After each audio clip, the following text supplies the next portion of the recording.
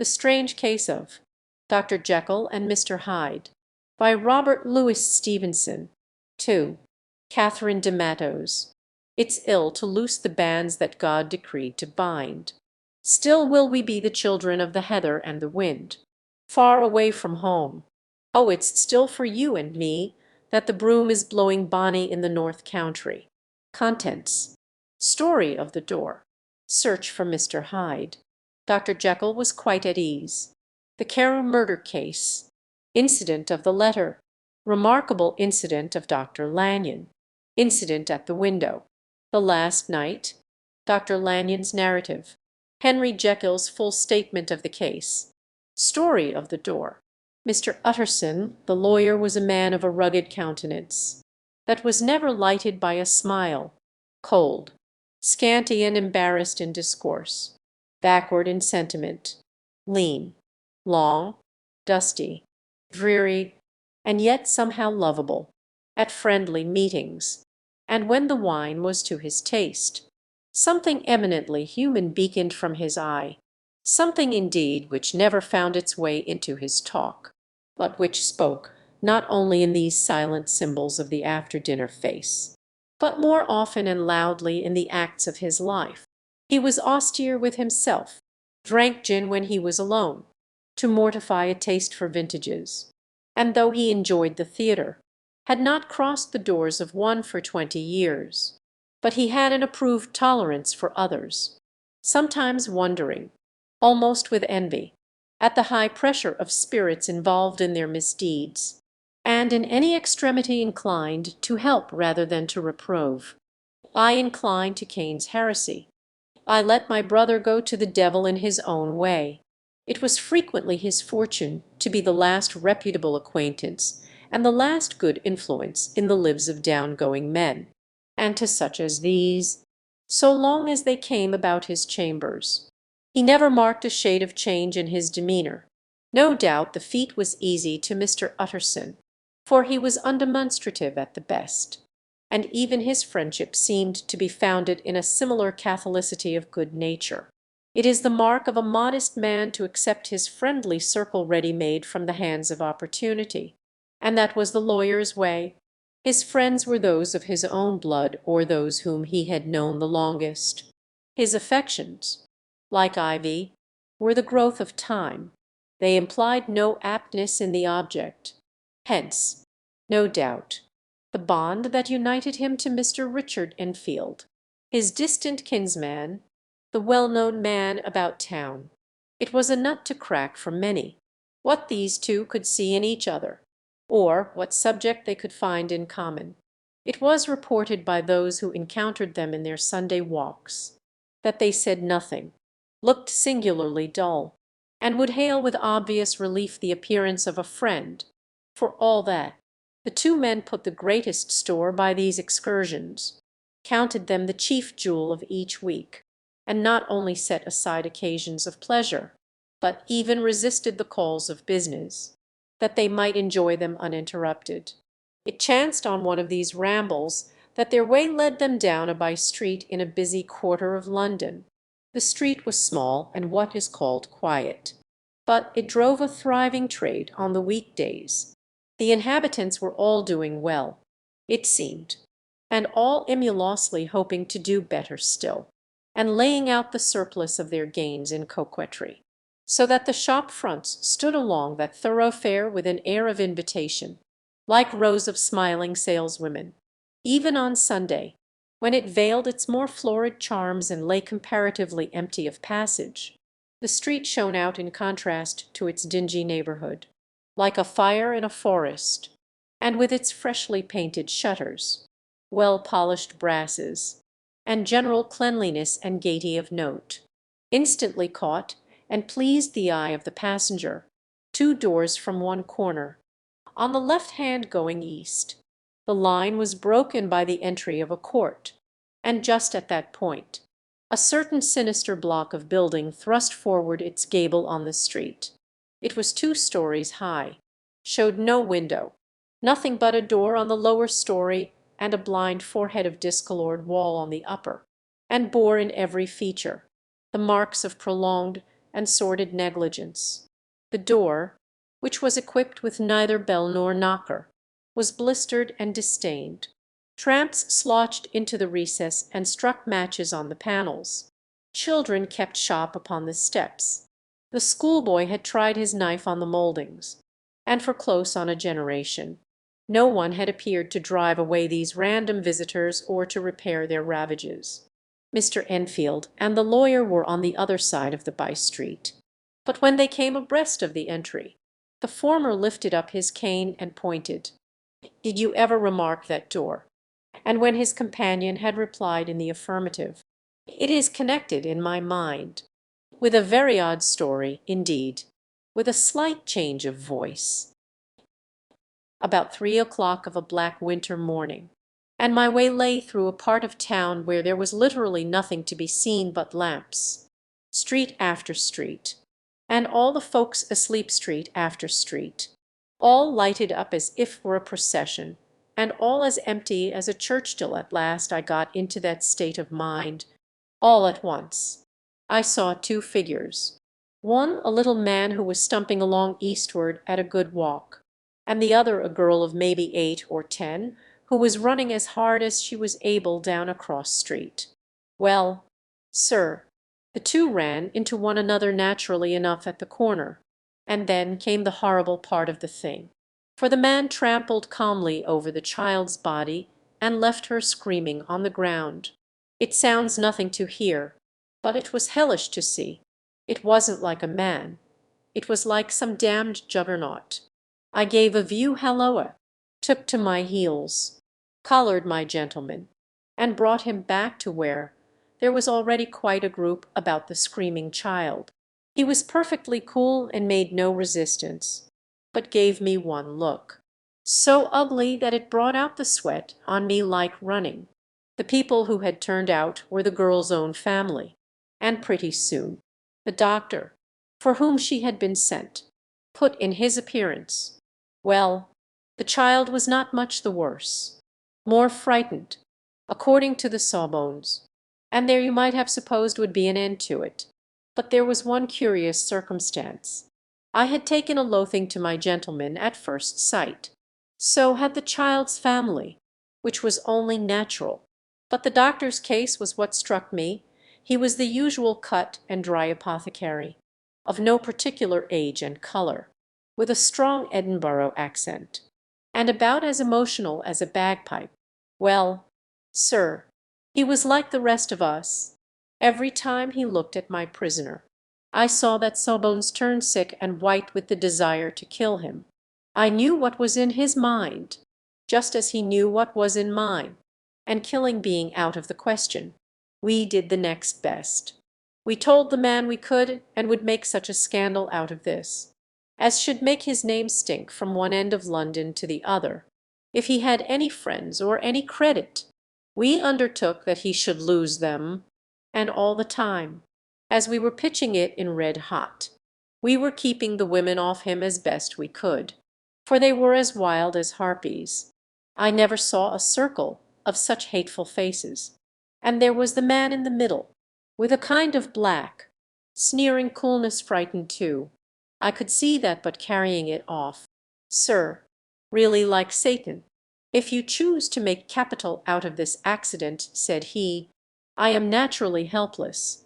No gentleman but wishes to avoid a scene," says he. "Name your figure well." We screwed him up to £100 for the child's family. He would have clearly liked to stick out, but there was something about the lot of us that meant mischief, and at last he struck. The next thing was to get the money, and where do you think he carried us but to that place with the door? Went in, and presently came back with the matter of £10 in gold and a cheque for the balance on Coutts's, drawn payable to bearer and signed with a name that I can't mention, though it's one of the points of my story. But it was a name at least very well known and often printed. The figure was stiff, but the signature was good for more than that, if it was only genuine. I took the liberty of pointing out to my gentleman that the whole business looked apocryphal, and that a man does not, in real life, walk into a cellar door at 4 in the morning, and come out of it with another man's cheque for close upon £100. But he was quite easy and sneering. "Set your mind at rest," says he. "I will stay with you till the banks open, and cash the cheque myself." So we all set off, the doctor, and the child's father, and our friend and myself, and passed the rest of the night in my chambers, and next day, when we had breakfasted, went in a body to the bank. I gave in the cheque myself, and said I had every reason to believe it was a forgery. Not a bit of it. The cheque was genuine. I see you feel as I do. Yes, it's a bad story, for my man was a fellow that nobody could have to do with, a really damnable man, and the person that drew the cheque is the very pink of the proprieties, celebrated too, and what makes it worse, one of your fellows who do what they call good blackmail, I suppose an honest man paying through the nose for some of the capers of his youth black, and with the words fell into a vein of musing. From this he was recalled by Mr. Utterson asking rather suddenly, "But I happen to have noticed his address. He lives in some square or other, and you never asked about the place with the door." "No, sir. I had a delicacy. It partakes too much of the style of the Day of Judgment. You start a question, and it's like starting a stone. You sit quietly on the top of a hill, and away the stone goes, starting others, and presently some bland old bird, the last you would have thought of, is knocked on the head in his own back garden, and the family have to change their name. No, sir, I make it a rule of mine. The more it looks like Queer Street, the less I ask. It seems scarcely a house. There is no other door, and nobody goes in or out of that one, but once in a great while the gentleman of my adventure. There are 3 windows looking on the court on the first floor, none below. The windows are always shut, but they're clean. And then there is a chimney which is generally smoking, so somebody must live there. And then Enfield.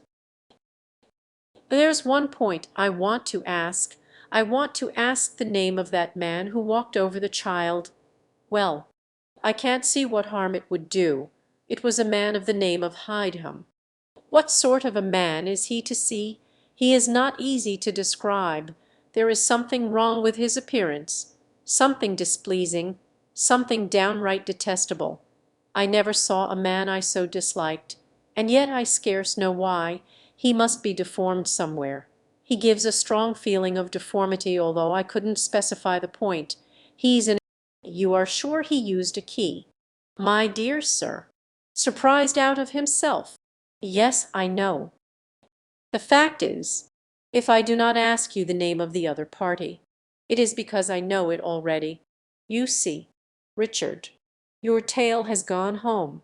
If you have been inexact in any point, you had better correct it. With a touch of sullenness. But I have been pedantically exact, as you call it. The fellow had a key, and what's more, he has it still. I saw him use it not a week ago. And the young man presently resumed, "Here is another lesson to say nothing. I am ashamed of my long tongue. Let us make a bargain never to refer to this again, with all my heart. I shake hands on that, Richard." That evening Mr. Utterson came home to his bachelor house in sombre spirits, and sat down to dinner without relish. It was his custom of a Sunday, when this meal was over, to sit close by the fire, a volume of some dry divinity on his reading desk, until the clock of the neighbouring church rang out the hour of 12, when he would go soberly and gratefully to bed. On this night, however, as soon as the cloth was taken away, he took up a candle and went into his business room. There he opened his safe, took from the most private part of it a document endorsed on the envelope as Dr. Jekyll's will, and sat down with a clouded brow to study its contents. The will was holograph for Mr. Utterson, though he took charge of it now that it was made, had refused to lend the least assistance in the making of it. It provided not only that, in case of the decease of Henry Jekyll, M.D.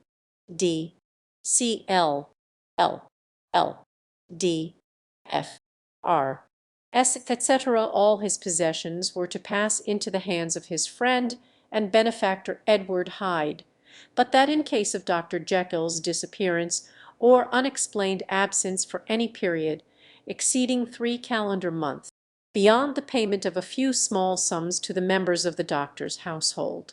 This document had long been the lawyer's eyesore. It offended him both as a lawyer and as a lover of the sane and customary sides of life, to whom the fanciful was the immodest, and hitherto it was his ignorance of Mr. Hyde that had swelled his indignation. Now, by a sudden turn, it was his knowledge. It was already bad enough when the name was but a name of which he could learn no more. It was worse when it began to be clothed upon with detestable attributes. And out of the shifting, insubstantial mists that had so long baffled his eye, there leaped up the sudden, definite presentment of a fiend. I thought it was madness.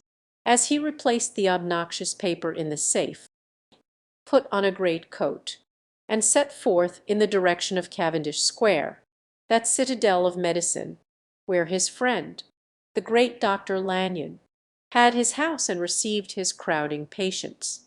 If any one knows, it will be Lanyon. The solemn butler knew and welcomed him. He was subjected to no stage of delay, but ushered direct from the door to the dining room where Dr. Lanyon sat alone over his wine. This was a hearty, healthy, dapper, red-faced gentleman, with a shock of hair prematurely white, and a boisterous and decided manner. At sight of Mr. Utterson, he sprang up from his chair and welcomed him with both hands. The geniality, as was the way of the man, was somewhat theatrical to the eye, but it reposed on genuine feeling, for these two were old friends, old mates both at school and college, both thorough respecters of themselves and of each other, and, what does not always follow, men who thoroughly enjoyed each other's company. After a little rambling talk, the lawyer led up to the subject which so disagreeably preoccupied his mind. "I suppose Lanyon said you and I must be the two oldest friends that Henry Jekyll has. I wish the friends were younger. But I suppose we are, and what of that? I see little of him now, indeed. I thought you had a bond of common interest. We had. But it is more than 10 years since Henry Jekyll became too fanciful for me. He began to go wrong in mind, and though of course I continue to take an interest in him for old sake's sake, as they say, I see and I have seen devilish little of the man, flushing suddenly purple, would have estranged Damon and Pythias.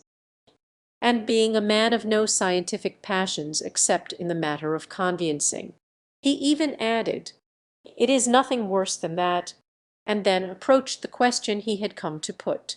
'Did you ever come across a protégé of his, one Hyde?' 'Hyde? No, never heard of him. Since my time, dark bed on which he tossed to and fro, until the small hours of the morning began to grow large. It was a night of little ease to his toiling mind, toiling in mere darkness and besieged by questions. 6 o'clock struck on the bells of the church that was so conveniently near to Mr. Utterson's dwelling, and still he was digging at the problem.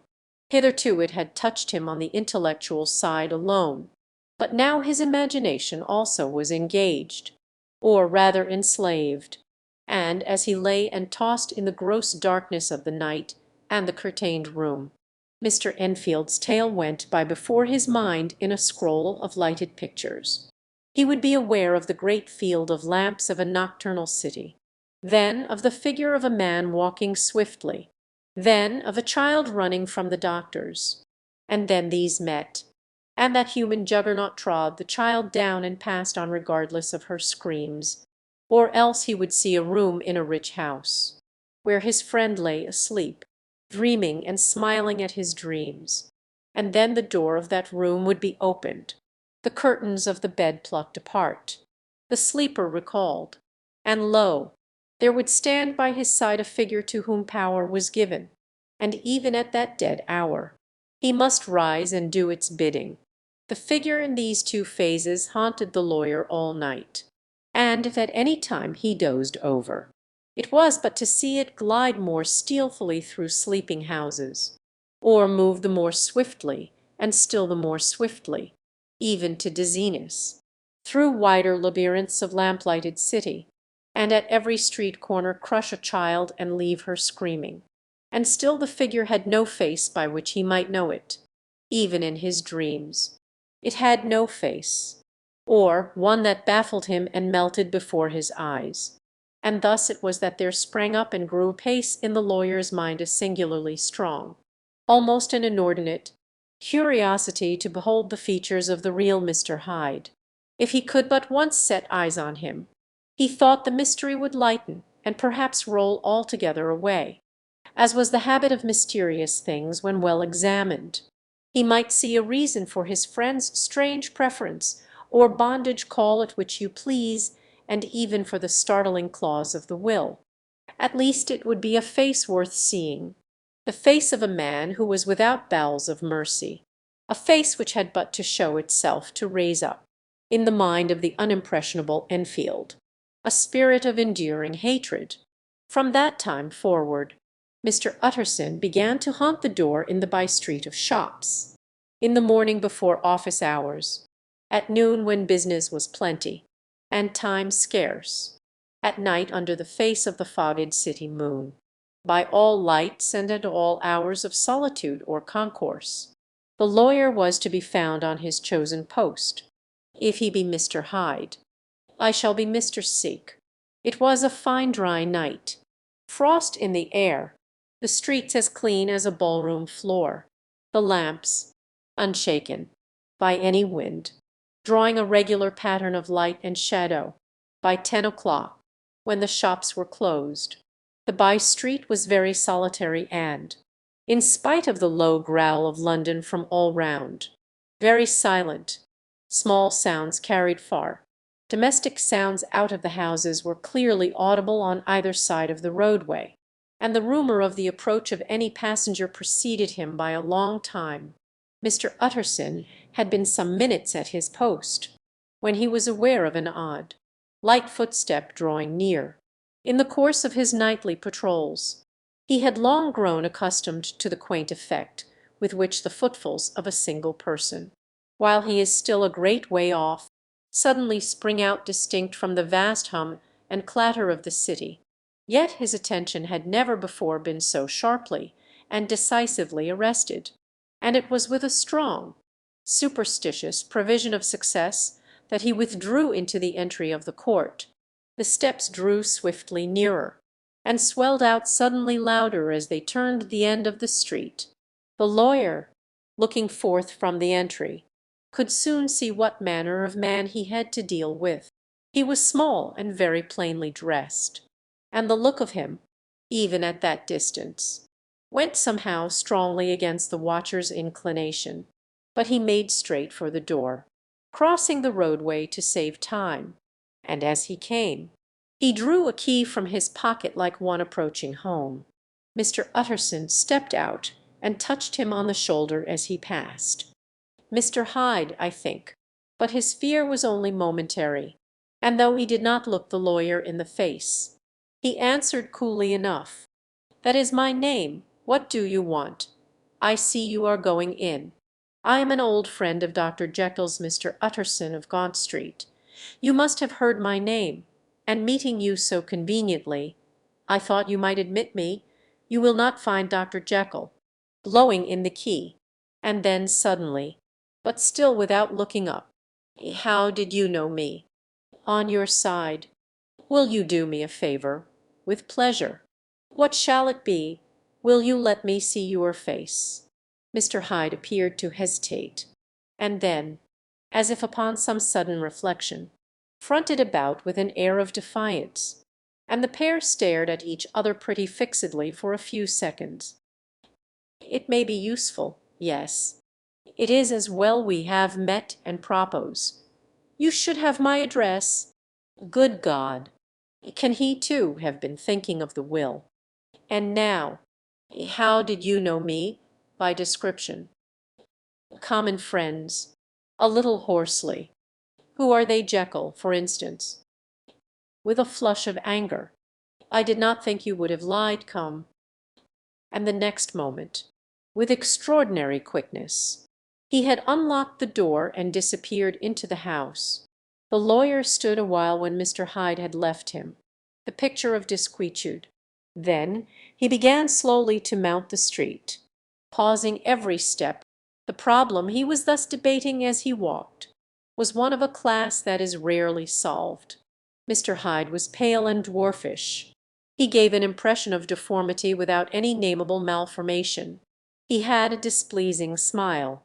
He had borne himself to the lawyer with a sort of murderous mixture of timidity and boldness, and he spoke with a husky, whispering, and somewhat broken voice. All these were points against him, but not all of these together could explain the hitherto unknown disgust, loathing, and fear with which Mr. Utterson regarded him. If I could find a name for it, God bless me, the man seems hardly human. Something troglodytic, shall we say? Or can it be the old story of Dr. Fell? Or is it the mere radiance of a foul soul that thus transpires through, and transfigures its clay continent, the last, I think? For, oh my poor old Harry Jekyll, if ever I read Satan's signature upon a face, it is on that of your new friend. Round the corner from the by-street there was a square of ancient, handsome houses, now for the most part decayed from their high estate and let in flats and chambers to all sorts and conditions of men, map engravers, architects, shady lawyers, and the agents of obscure enterprises. One house, however, second from the corner, was still occupied entire, and at the door of this, which wore a great air of wealth and comfort, though it was now plunged in darkness except for the fan light, Mr. Utterson stopped and knocked. A well-dressed, elderly servant opened the door. "Is Dr. Jekyll at home?" "Poole?" asked the lawyer. "I will see, Mr. Utterson," said Poole, admitting the visitor, as he spoke, into a large, low-roofed, comfortable hall, paved with flags, warmed after the fashion of a country house by a bright, open fire, and furnished with costly cabinets of oak. "Will you wait here by the fire, sir, or shall I give you a light in the dining-room?" "Here, thank you," said the lawyer, and he drew near and leaned on the tall fender. This hall, in which he was now left alone, was a pet fancy of his friend the doctor's, and Utterson himself was wont to speak of it as the pleasantest room in London. But to-night there was a shudder in his blood. The face of Hyde sat heavy on his memory. He felt what was rare with him, a nausea and distaste of life, and in the gloom of his spirits he seemed to read a menace in the flickering of the firelight on the polished cabinets and the uneasy starting of the shadow on the roof. He was ashamed of his relief when Poole presently returned to announce that Dr. Jekyll was gone out. "I saw Mr. Hyde go in by the old dissecting-room door. Poole," he said, "is that right, when Dr. Jekyll is from home?" "Quite right, Mr. Utterson, sir," replied the servant. "Mr. Hyde has a key." "Your master seems to repose a great deal of trust in that young man Poole." "Yes, sir, he do indeed. We have all orders to obey him. I do not think I ever met Mr. Hyde." "Oh dear, no, sir. Indeed, we see very little of him on this side of the house. He mostly comes and goes by the laboratory. Well, good night." "Or Harry Jekyll?" "My mind misgives me he is in deep waters. He was wild when he was young, a long while ago to be sure, but in the law of God there is no statute of limitations.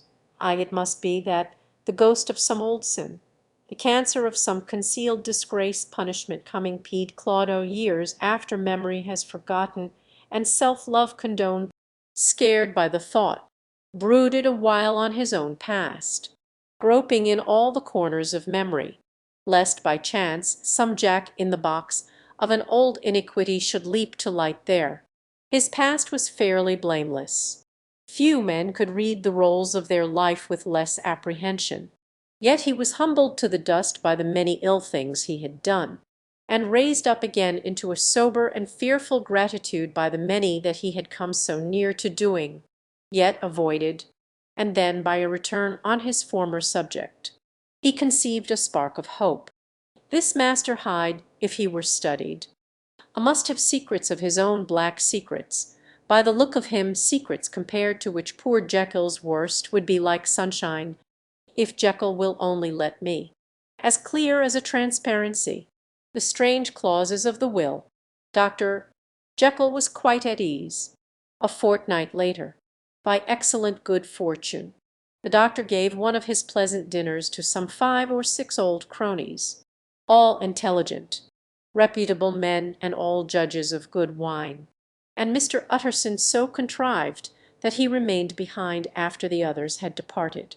This was no new arrangement, but a thing that had befallen many scores of times, where Utterson was liked. He was liked well. Hosts loved to detain the dry lawyer, when the light-hearted and the loose-tongued had already their foot on the threshold. They liked to sit a while in his unobtrusive company, practising for solitude, sobering their minds in the man's rich silence after the expense and strain of gaiety. To this rule Dr. Jekyll was no exception, and as he now sat on the opposite side of the fire, a large, well-made, smooth-faced man of 50, with something of a slyish cast perhaps, but every mark of capacity and kindness you could see by his looks that he cherished. "I have been wanting to speak to you, Jekyll. You know that will of yours." But the doctor carried it off gaily. "You are unfortunate in such a client. I never saw a man so distressed as you were by my will, unless it were that hide-bound pedant Lanyon, at what he called my scientific heresies. Oh, I know he's a good fellow, you needn't frown, an excellent fellow, and I always mean to see more of him, but a hide-bound pedant for all that, an ignorant," ruthlessly disregarding the fresh topic. "My will, yes, certainly, I know that," a trifle sharply. "You have told me so well, I tell you so again." And there came a blackness about his eyes. "I do not care to hear more. You do not understand my position," with a certain incoherency of manner. "I am painfully situated, Utterson. My position is a very strange one. It is one of those affairs that cannot be mended by talking, Jekyll. You know me, I am a man to be trusted. Make a clean breast of this in confidence, and I make no doubt I can get you out of it, my good Utterson. This is very good of you, this is downright good of you, and I cannot find words to thank you in. I believe you fully. I would trust you before any man alive, I before myself, if I could make the choice, but indeed it isn't what you fancy. It is not so bad as that, and just to put your good heart at rest, I will tell you one thing the moment I—" looking in the fire, "I have no doubt you are perfectly right," getting to his feet. "Well, but since we have touched upon this business, there is one point I should like you to understand. I have really a very great interest in poor Hyde. I know you have seen him. He told me so, and I fear he was rude, but I do sincerely take a very great interest in that young man, and if I am taken away, Utterson, I wish you to promise me that you will bear with him. I don't ask that," laying his hand upon the other's arm.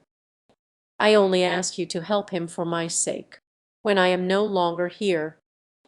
"Well, I promise." Nearly a year later, in the month of October, 18, London was startled by a crime of singular ferocity and rendered all the more notable by the high position of the victim. The details were few and startling. A maid-servant living alone in a house not far from the river had gone upstairs to bed about 11, although a fog rolled over the city in the small hours. The early part of the night was cloudless, and the lane, which the maid's window overlooked, was brilliantly lit by the full moon. It seems she was romantically given, for she sat down upon her box, which stood immediately under the window, and fell into a dream of musing. Never, she used to say, with streaming tears, when she narrated that experience, never had she felt more at peace with all men or thought more kindly of the world. And as she so said she became aware of an aged and beautiful gentleman with white hair drawing near along the lane, and advancing to meet him, another and very small gentleman, to whom at first she paid less attention.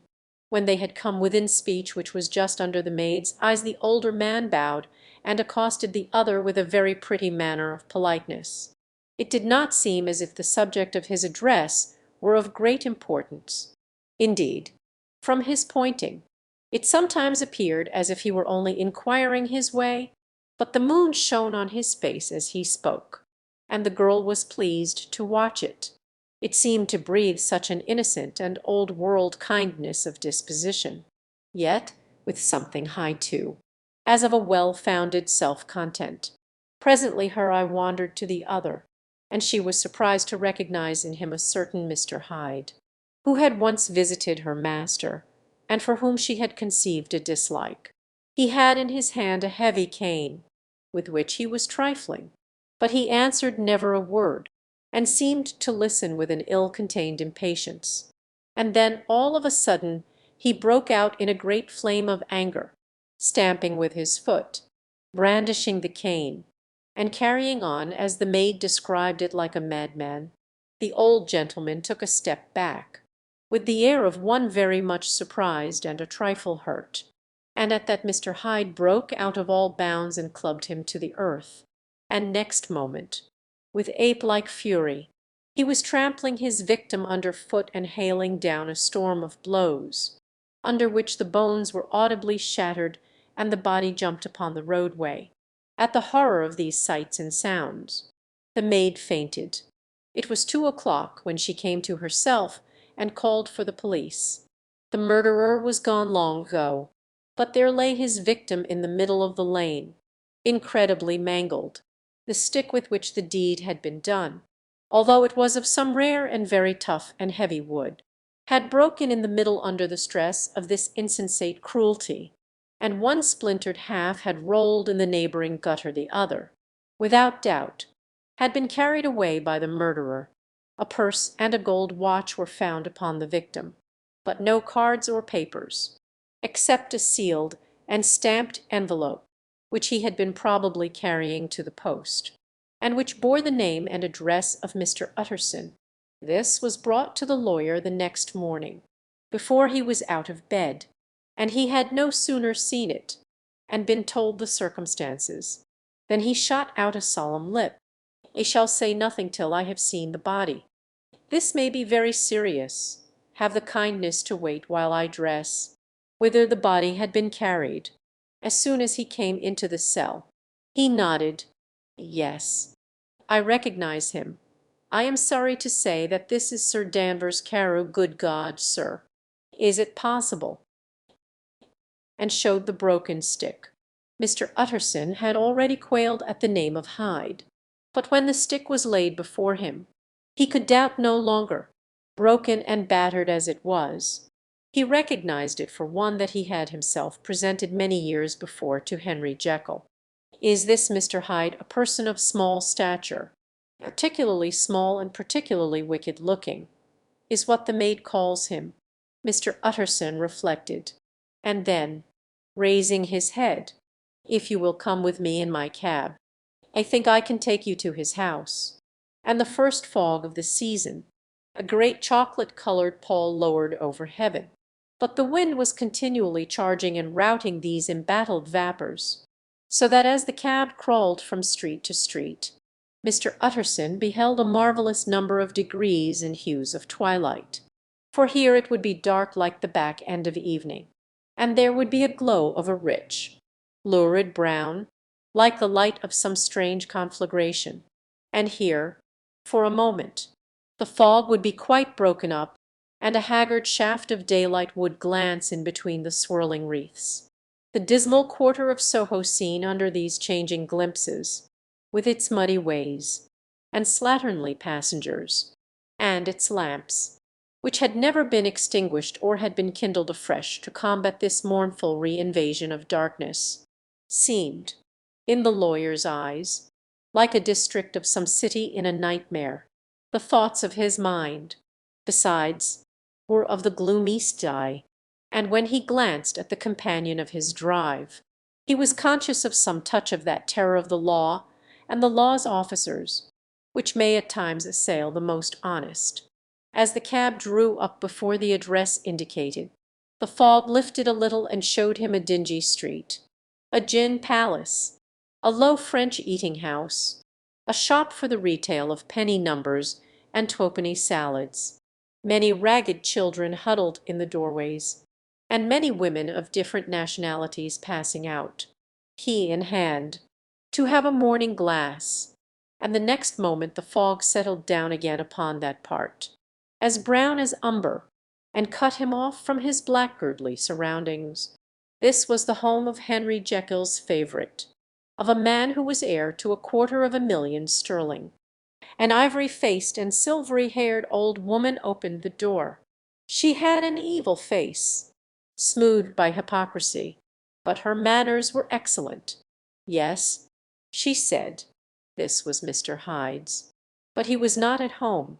He had been in that night very late, but had gone away again in less than an hour.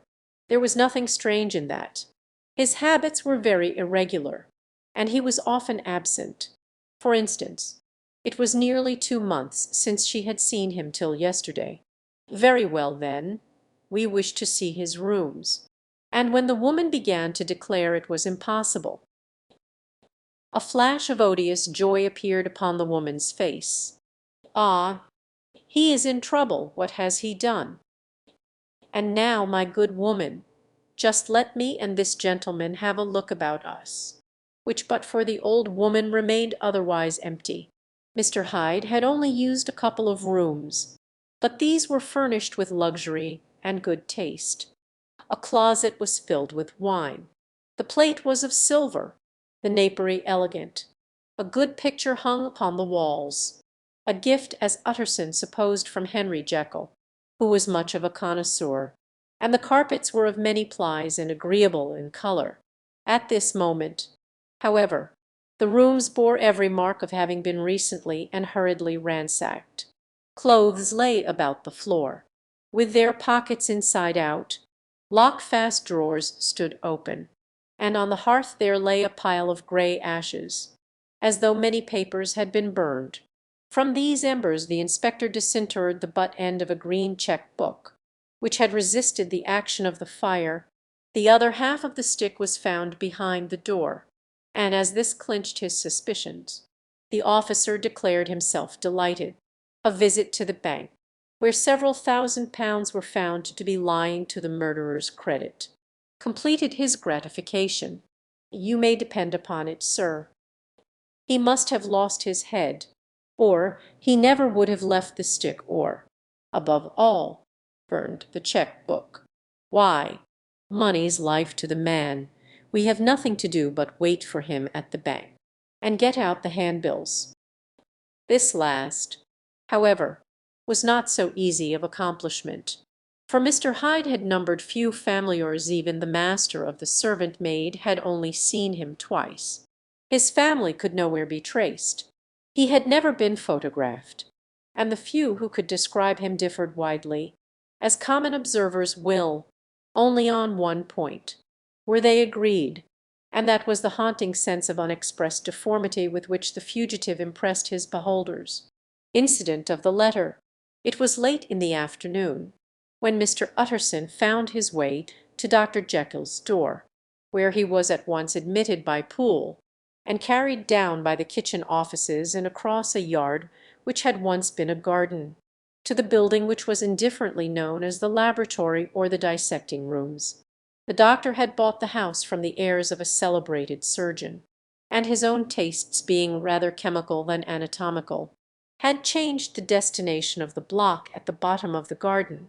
It was the first time that the lawyer had been received in that part of his friend's quarters, and he eyed the dingy, windowless structure with curiosity, and gazed round with a distasteful sense of strangeness as he crossed the theatre, once crowded with eager students and now lying gaunt and silent, the tables laden with chemical apparatus, the floor strewn with crates and littered with packing straw, and the light falling dimly through the foggy cupola. At the further end, a flight of stairs mounted to a door covered with red baize, and through this Mr. Utterson was at last received into the doctor's cabinet.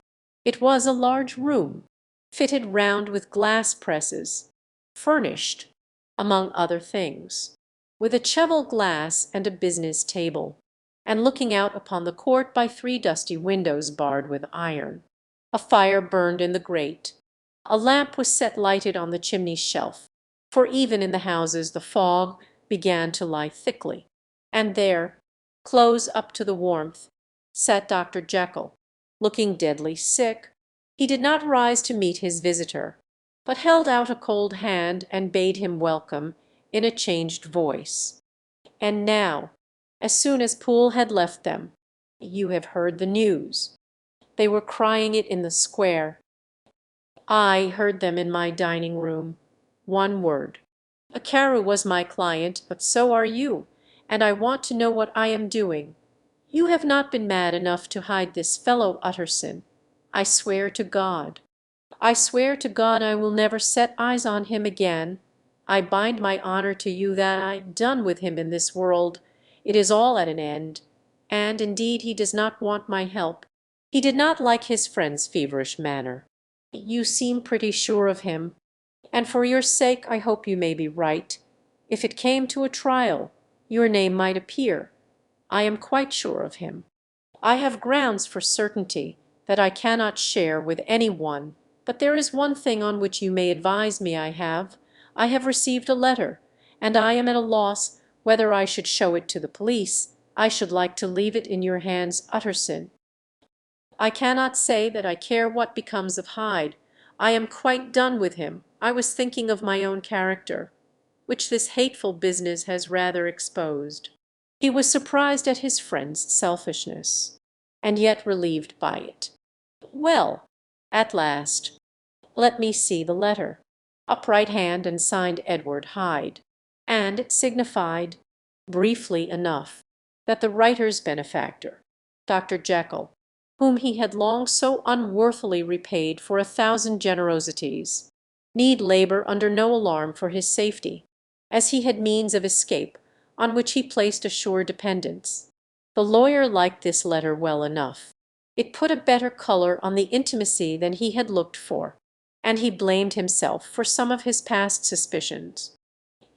"I burned it before I thought what I was about, but it bore no postmark. The note was handed in. Shall I keep this and sleep upon it? I wish you to judge for me entirely. And now one word more." The doctor seemed seized with a qualm of faintness. He shut his mouth tight and nodded. "I knew it. He meant to murder you. You have had a fine escape. I have had a lesson. O God, Utterson."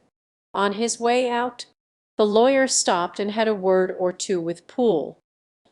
"There was a letter handed in to-day. What was the messenger like?" This news sent off the visitor with his fears renewed. Plainly the letter had come by the laboratory door.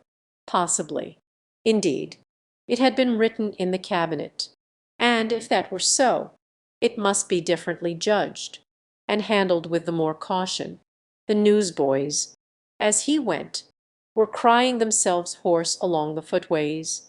A special edition, shocking murder of an MP, and he could not help a certain apprehension lest the good name of another should be sucked down in the eddy of the scandal.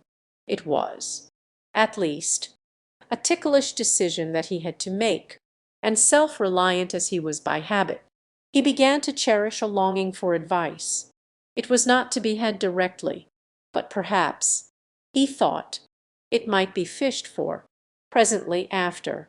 He sat on one side of his own hearth, with Mr. Guest, his head clerk, upon the other, and midway between, at a nicely calculated distance from the fire, a bottle of a particular old wine that had long dwelt unsined in the foundations of his house. The fog still slept on the wing above the drowned city, where the lamps glimmered like carbuncles, and through the muffle and smother of these fallen clouds, the procession of the town's life was still rolling in through the great arteries with a sound as of a mighty wind. But the room was gay with firelight. In the bottle the acids were long ago resolved. The imperial dye had softened with time, as the color grows richer in stained windows, and the glow of hot autumn afternoons on hillside vineyards was ready to be set free and to disperse the fogs of London. Insensibly the lawyer melted. There was no man from whom he kept fewer secrets than Mr. Guest, and he was not always sure that he kept as many as he meant. Guest had often been on business to the doctors. He knew Poole. He could scarce have failed to hear of Mr. Hyde's familiarity about the house. He might draw conclusions. Was it not as well, then, that he should see a letter which put that mystery to rights? And, above all, since Guest, being a great student and critic of handwriting, would consider the step natural and obliging. The clerk, besides, was a man of counsel. He would scarce read so strange a document without dropping a remark, and by that remark Mr. Utterson might shape his future course. Yes, sir, indeed. It has elicited a great deal of public feeling. The man, of course, was mad. I should like to hear your views on that. I have a document here in his handwriting. It is between ourselves, for I scarce know what to do about it. It is an ugly business at the best, but there it is, quite in your way, a murderer's autograph." And he sat down at once and studied it with passion. "No, sir, but it is an odd hand." Just then the servant entered with a note. "Is that from Dr. Jekyll, sir? I thought I knew the writing anything private." And the clerk laid the 2 sheets of paper alongside and sedulously compared their contents. "I thank you, sir," returning both. There was a pause, during which Mr. Utterson struggled with himself. "Why did you compare them, Guest?" "Well, sir, there's a rather singular resemblance. The 2 hands are in many points identical. It is, as you say, rather quaint. I wouldn't speak of this note, you know." "No, sir. I understand. Where it reposed from that time forward." "What?" "Henry Jekyll forged for a murderer. Remarkable incident of Dr. Lanyon. Time ran on. Thousands of pounds were offered in reward, for the death of Sir Danvers was resented as a public injury. But Mr. Hyde had disappeared out of the ken of the police as though he had never existed. Much of his past was unearthed, indeed, and all disreputable. Tales came out of the man's cruelty, at once so callous and violent, of his vile life, of his strange associates, of the hatred that seemed to have surrounded his career, but of his present whereabouts not a whisper. From the time he had left the house in Soho on the morning of the murder, he was simply blotted out, and gradually, as time drew on, Mr. Utterson began to recover and to grow more at quiet with himself. The death of Sir Danvers was, to his way of thinking, more than paid for by the disappearance of Mr. Hyde. Now that that evil influence had been withdrawn, a new life began for Dr. Jekyll.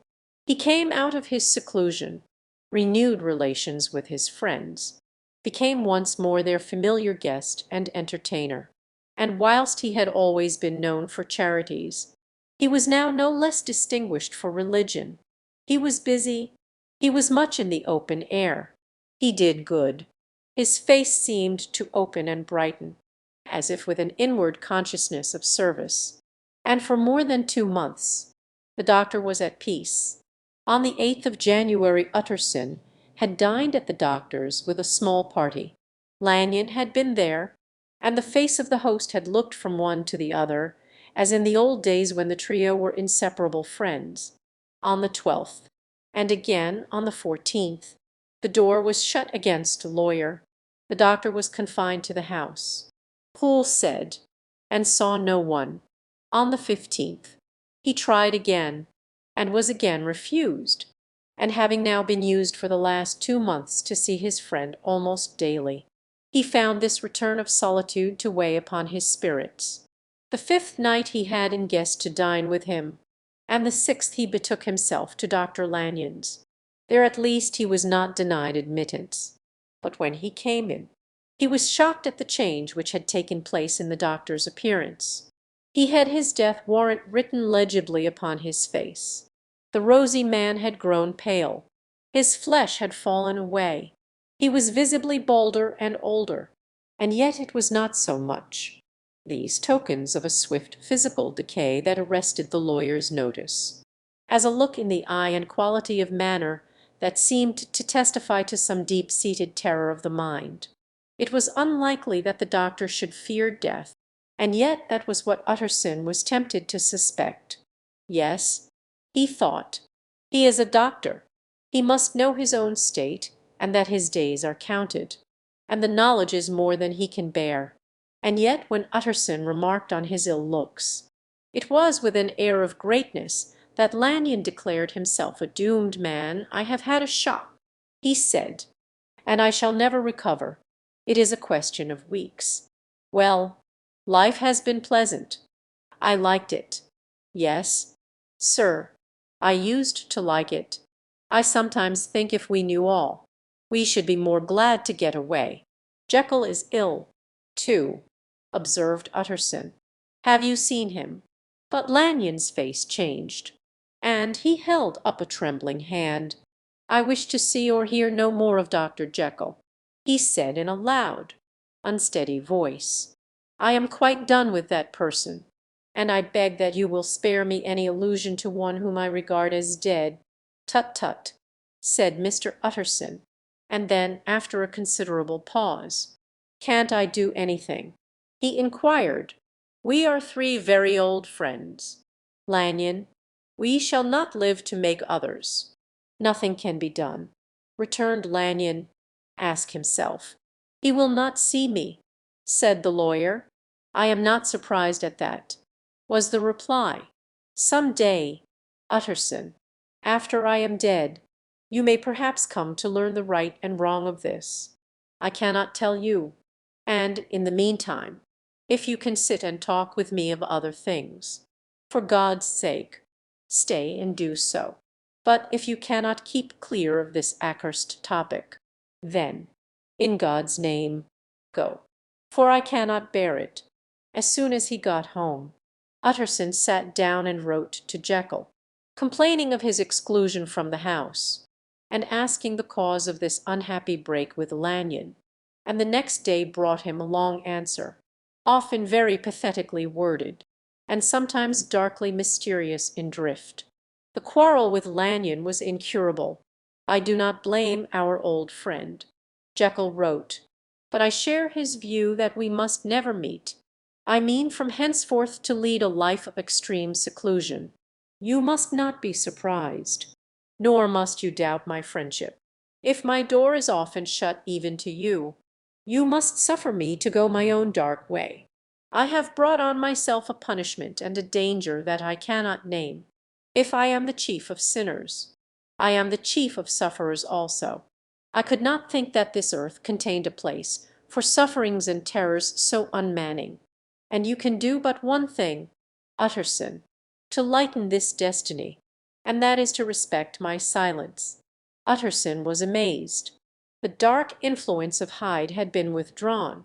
The doctor had returned to his old tasks and amities. A week ago the prospect had smiled with every promise of a cheerful and an honored age. And now, in a moment, friendship and peace of mind, and the whole tenor of his life were wrecked. So great and unprepared a change pointed to madness. But in view of Lanyon's manner and words, there must lie for it some deeper ground. A week afterwards Dr. Lanyon took to his bed, and in something less than a fortnight he was dead, the night after the funeral, at which he had been sadly affected. Utterson locked the door of his business room, and sitting there by the light of a melancholy candle, drew out and set before him an envelope addressed by the hand and sealed with the seal of his dead friend. Private. For the hands of J. Utterson alone, and in case of his predecease to be destroyed unread. So it was emphatically superscribed, and the lawyer dreaded to behold the contents. I have buried one friend to-day, he thought. What if this should cost me another? And then he condemned the fear as a disloyalty, and broke the seal. Within there was another enclosure, likewise sealed, and marked upon the cover as not to be opened till the death or disappearance of Dr. Henry Jekyll. Utterson could not trust his eyes. Yes, it was disappearance. Here again, as in the mad will which he had long ago restored to its author, here again were the idea of a disappearance and the name of Henry Jekyll bracketed. But in the will, that idea had sprung from the sinister suggestion of the man Hyde. It was set there with a purpose all too plain and horrible, written by the hand of Lanyon. What should it mean? A great curiosity came on the trustee to disregard the prohibition and dive at once to the bottom of these mysteries. But professional honor and faith to his dead friend were stringent obligations, and the packet slept in the inmost corner of his private safe. It is one thing to mortify curiosity, another to conquer it, and it may be doubted if, from that day forth, Utterson desired the society of his surviving friend with the same eagerness. He thought of him kindly, but his thoughts were disquieted and fearful. He went to call indeed, but he was perhaps relieved to be denied admittance.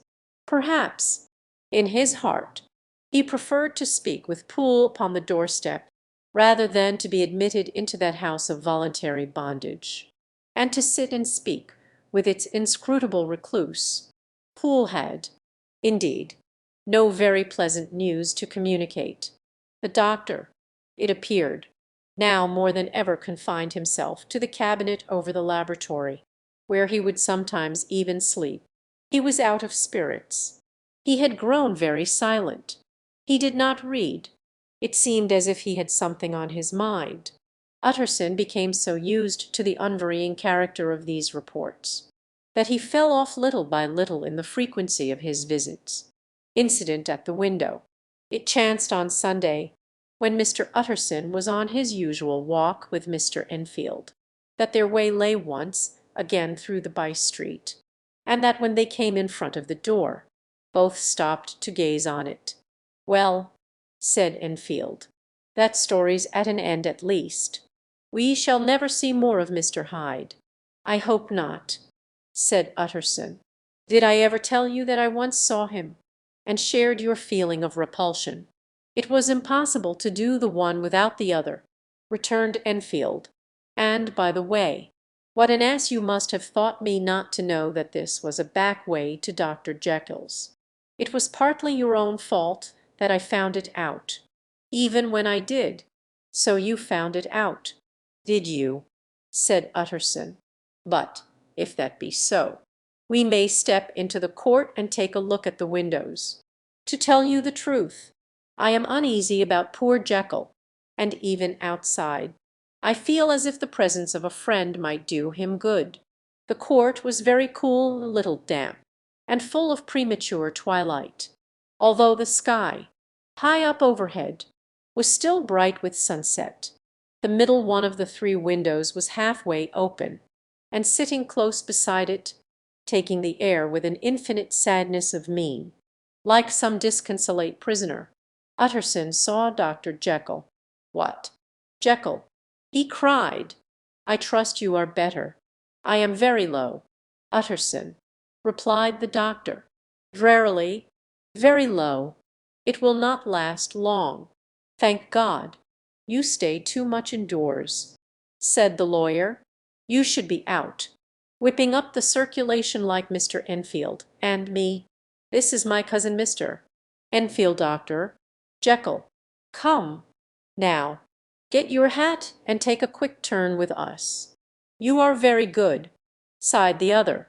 "I should like to very much. But no, no, no, it is quite impossible. I dare not. But indeed Utterson. I am very glad to see you. This is really a great pleasure. I would ask you and Mr. Enfield up, but the place is really not fit.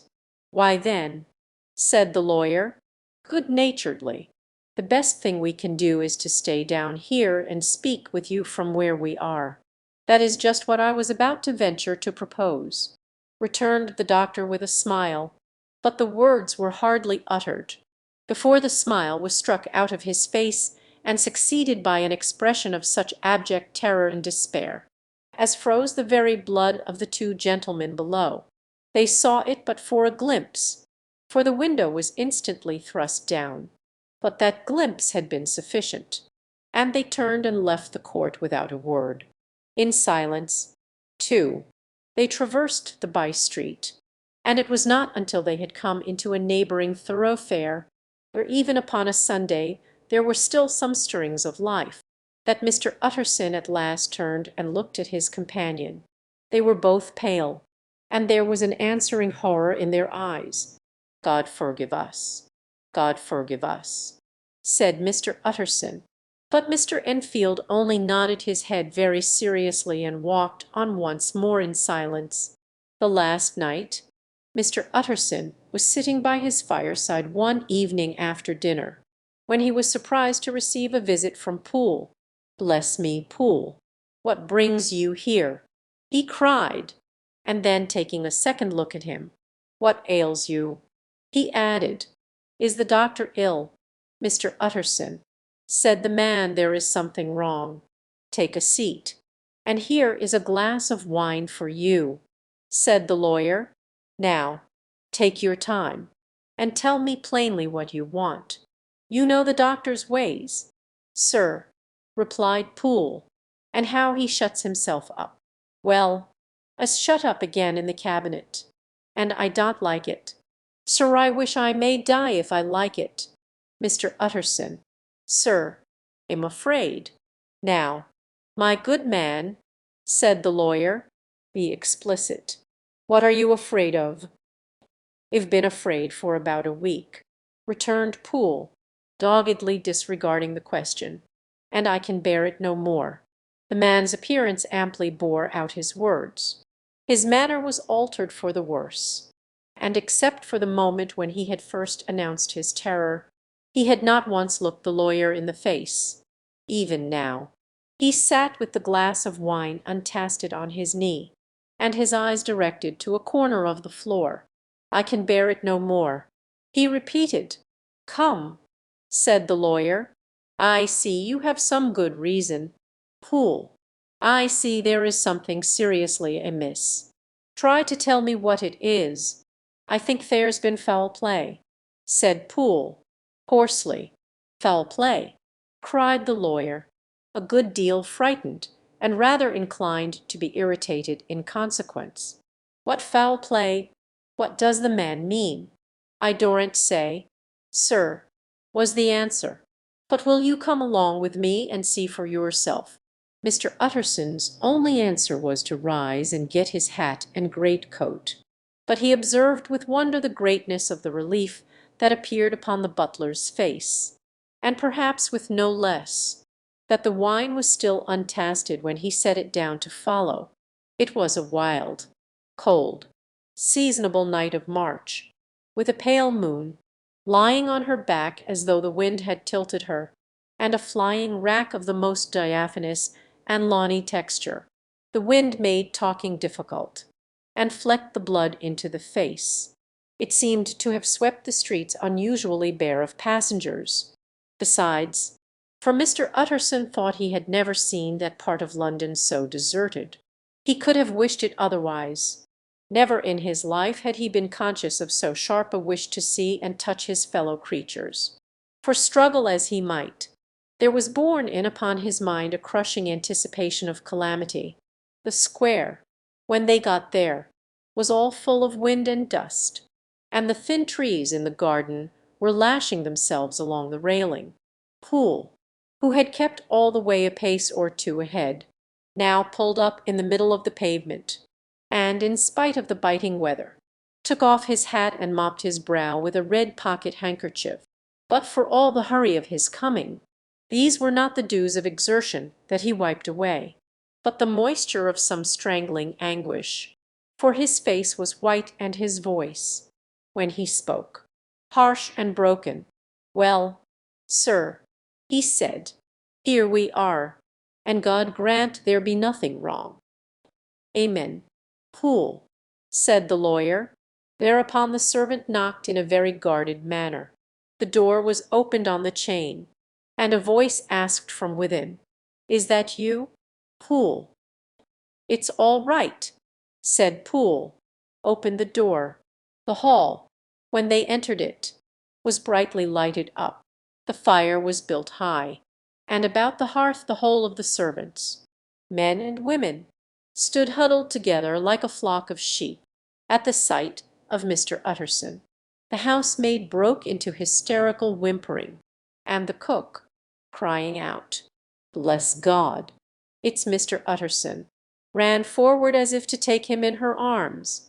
"What, are you all here?" said the lawyer peevishly. "Very irregular, very unseemly. Your master would be far from pleased." "Fire all afraid," said Poole.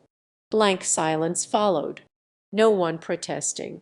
Only the maid lifted up her voice and now wept loudly.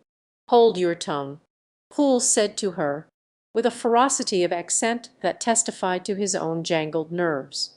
And indeed, when the girl had so suddenly raised the note of her lamentation, they had all started and turned toward the inner door with faces of dreadful expectation.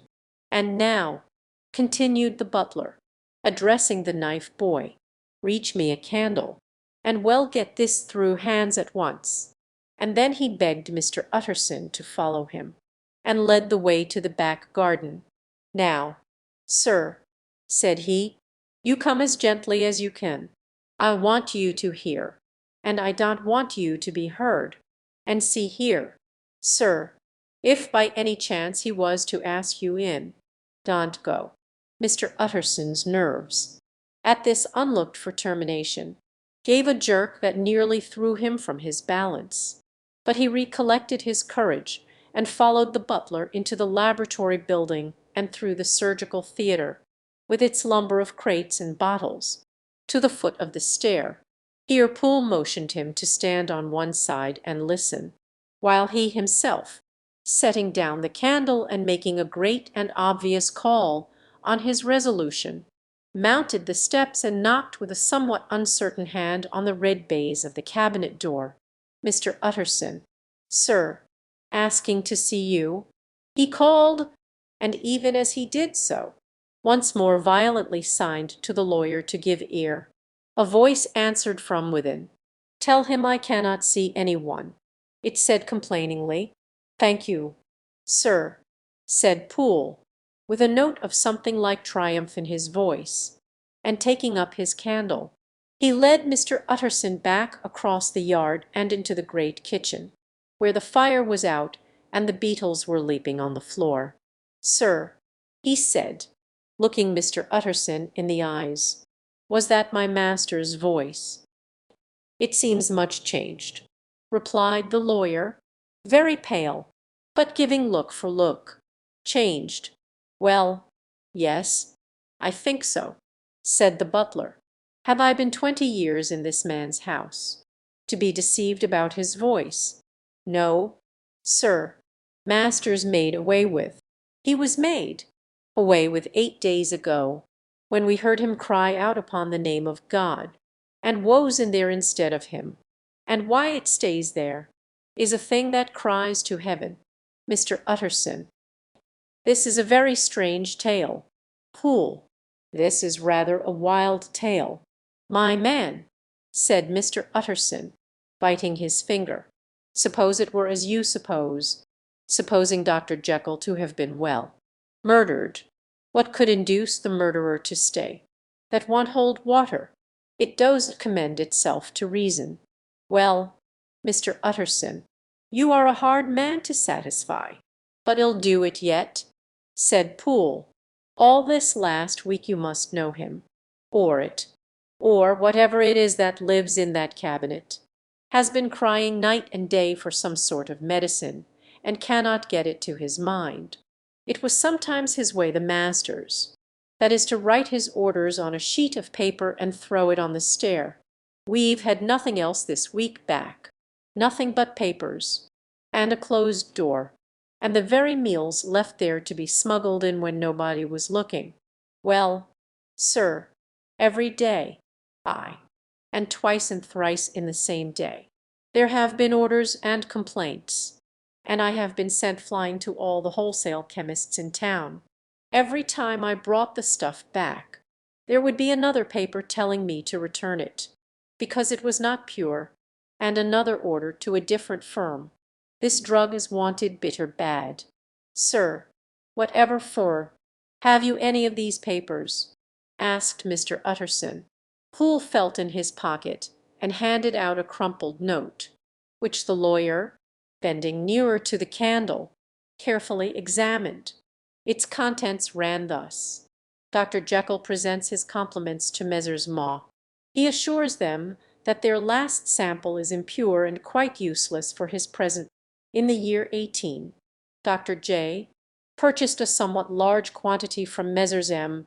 He now begs them to search with the most sedulous care, and should any of the same quality be left, to forward it to him at once.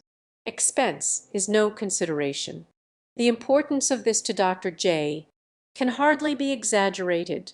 So far the letter had run composedly enough, but here, with a sudden splutter of the pen, the writer's emotion had broken loose. For God's sake, he had added, find me some of the old. This is a strange note, said Mr. Utterson, and then sharply, how do you come to have it open? The man at Maw's was main angry, sir, and he threw it back to me like so much dirt, returned Poole. This is unquestionably the doctor's hand. Do you know, resumed the lawyer, I thought it looked like it, said the servant rather sulkily, and then, with another voice, but what matters hand of right? He said, I've seen him, repeated Mr. Utterson. Well, that's it, said Poole. It was this way. I came suddenly into the theatre from the garden. It seems he had slipped out to look for this drug or whatever it is, for the cabinet door was open, and there he was at the far end of the room digging among the crates. He looked up when I came in, gave a kind of cry, and whipped upstairs into the cabinet. It was but for 1 minute that I saw him, but the hair stood upon my head like quills. Sir, if that was my master, why had he a mask upon his face? If it was my master, why did he cry out like a rat, and run from me? I have served him long enough. And then the man paused and passed his hand over his face. These are all very strange circumstances, said Mr. Utterson, but I think I begin to see daylight. Your master, Poole, is plainly seized with one of those maladies that both torture and deform the sufferer. Hence, for aught I know, the alteration of his voice, hence the mask and the avoidance of his friends, hence his eagerness to find this drug, by means of which the poor soul retains some hope of ultimate recovery. God grant that he be not deceived. There is my explanation. It is sad enough, Poole, ay, and appalling to consider, but it is plain and natural, hangs well together, and delivers us from all exorbitant alarms. Sir, said the butler, turning to a sort of mottled pallor, that thing was not my master, and there's the truth. My master here, he looked round him, and began to whisper, is a tall, fine build of a man, and this was more of a dwarf. Utterson attempted to protest. Oh, sir, cried Poole, do you think I do not know my master after 20 years? Do you think I do not know where his head comes to in the cabinet door, where I saw him every morning of my life? No, sir, that thing in the mask was never Dr. Jekyll. God knows what it was, but it was never Dr. Jekyll, and it is the belief of my heart that there was murder done. Poole, replied the lawyer, If you say that, it will become my duty to make certain, much as I desire to spare your master's feelings, much as I am puzzled by this note, which seems to prove him to be still alive, I shall consider it my duty to break in that door. Ah, Mr. Utterson, that's talking," cried the butler. "And now comes the second question," resumed Utterson. "Who is going to do it?" "Why, you and me," was the undaunted reply. "That's very well said," returned the lawyer, "and whatever comes of it, I shall make it my business to see you are no loser. There is an axe in the theatre," continued Poole, "and you might take the kitchen poker for yourself." The lawyer took that rude but weighty instrument into his hand, and balanced it. "Do you know, Poole," he said, looking up, "that you and I are about to place ourselves in a position of some peril?" "You may say so, sir." "Indeed," returned the butler. "It is well, then, that we should be frank," said the other. "We both think more than we have said. Let us make a clean breast.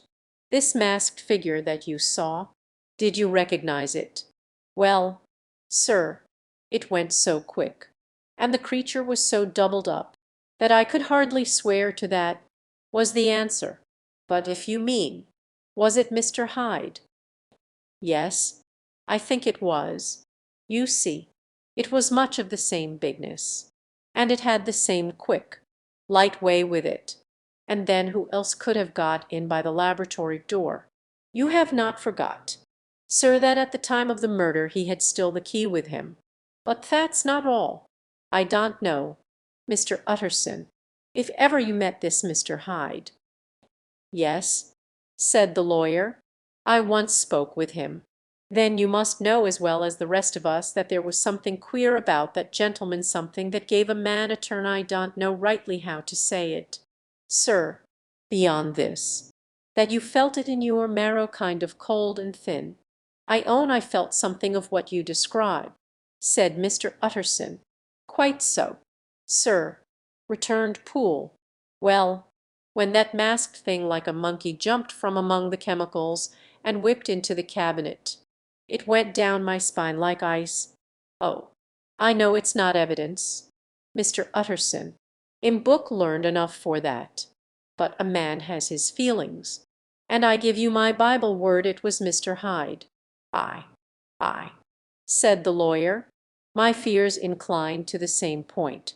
Evil, I fear, founded evil was sure to come of that connection. Ay, truly, I believe you.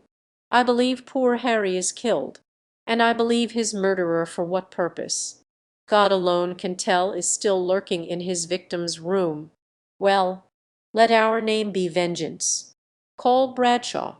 The footman came at the summons, very white and nervous. "Pull yourself together, Bradshaw," said the lawyer. "This suspense, I know, is telling upon all of you, but it is now our intention to make an end of it. Poole, here, and I are going to force our way into the cabinet. If all is well, my shoulders are broad enough to bear the blame. Meanwhile, lest anything should really be amiss, or any malefactor seek to escape by the back, you and the boy must go round the corner with a pair of good sticks and take your post at the laboratory door. We give you 10 minutes to get to your stations." As Bradshaw left, the lawyer looked at his watch. "And now, Poole, let us get to ours," he said, and taking the poker under his arm, led the way into the yard. The scud had banked over the moon, and it was now quite dark. The wind, which only broke in puffs and draughts into that deep well of building, tossed the light of the candle to and fro about their steps, until they came into the shelter of the theatre, where they sat down silently to wait. London hummed solemnly all around, but nearer at hand the stillness was only broken by the sounds of a footfall moving to and fro along the cabinet floor. "So it will walk all day, sir," whispered Poole. "Ay, and the better part of the night, only when a new sample comes from the chemist." There's a bit of a break. Ah, it's an ill conscience that's such an enemy to rest. Ah, sir, there's blood folly shed in every step of it. But hark again, a little closer put your heart in your ears, Mr. Utterson, and tell me, is that the doctor's foot? The steps fell lightly and oddly, with a certain swing, for all they went so slowly. It was different indeed from the heavy creaking tread of Henry Jekyll. Utterson sighed. "Is there never anything else?" he asked. Poole nodded. "Once," he said. "Once I heard it weeping." "Weeping? How that?" said the lawyer, conscious of a sudden chill of horror. "Weeping like a woman, or a lost soul," said the butler.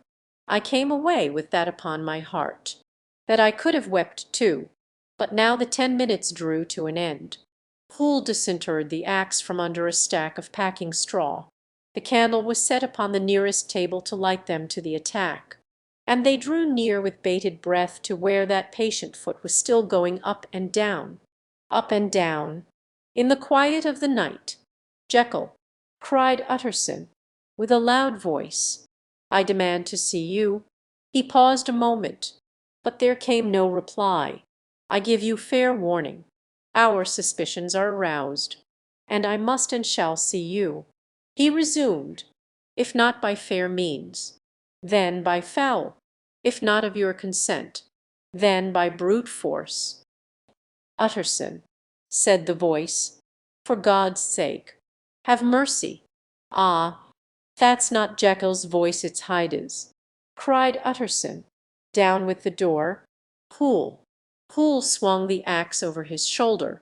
The blow shook the building, and the red baize door leaped against the lock and hinges. A dismal screech, as of mere animal terror, rang from the cabinet. Up went the axe again, and again the panels crashed and the frame bounded. 4 times the blow fell, but the wood was tough and the fittings were of excellent workmanship, and it was not until the 5th that the lock burst in sunder and the wreck of the door fell inwards on the carpet. The Bessigers, appalled by their own riot and the stillness that had succeeded, stood back a little and peered in. There lay the cabinet before their eyes in the quiet lamplight, a good fire glowing and chattering on the hearth, the kettle singing its thin strain, a drawer or two open, papers neatly set forth on the business table, and nearer the fire the things laid out for tea. The quietest room, you would have said, and, but for the glazed presses full of chemicals, the most commonplace that night in London. Right in the midst there lay the body of a man sorely contorted and still twitching. They drew near on tiptoe, turned it on its back, and beheld the face of Edward Hyde. He was dressed in clothes far too large for him, clothes of the doctor's bigness. The cords of his face still moved with a semblance of life, but life was quite gone, and by the crushed phial in the hand and the strong smell of kernels that hung upon the air, Utterson knew that he was looking on the body of a self-destroyer. "We have come too late," he said sternly, "whether to save or punish. Hyde is gone to his account, and it only remains for us to find the body of your master." The far greater proportion of the building was occupied by the theatre, which filled almost the whole ground story and was lighted from above, and by the cabinet, which formed an upper story at one end and looked upon the court. A corridor joined the theatre to the door on the by-street, and with this the cabinet communicated separately by a second flight of stairs. There were besides a few dark closets and a spacious cellar. All these they now thoroughly examined. Each closet needed but a glance, for all were empty, and all, by the dust that fell from their doors, had stood long unopened. The cellar, indeed, was filled with crazy lumber, mostly dating from the times of the surgeon who was Jekyll's predecessor. But even as they opened the door they were advertised of the uselessness of further search, by the fall of a perfect mat of cobweb which had for years sealed up the entrance. Nowhere was there any trace of Henry Jekyll. dead or alive. Poole stamped on the flags of the corridor. "He must be buried here," he said, hearkening to the sound. "Or he may have fled," said Utterson, and he turned to examine the door in the by-street. It was locked, and lying near by on the flags they found the key, already stained with rust. "This does not look like use," observed the lawyer. "Use?"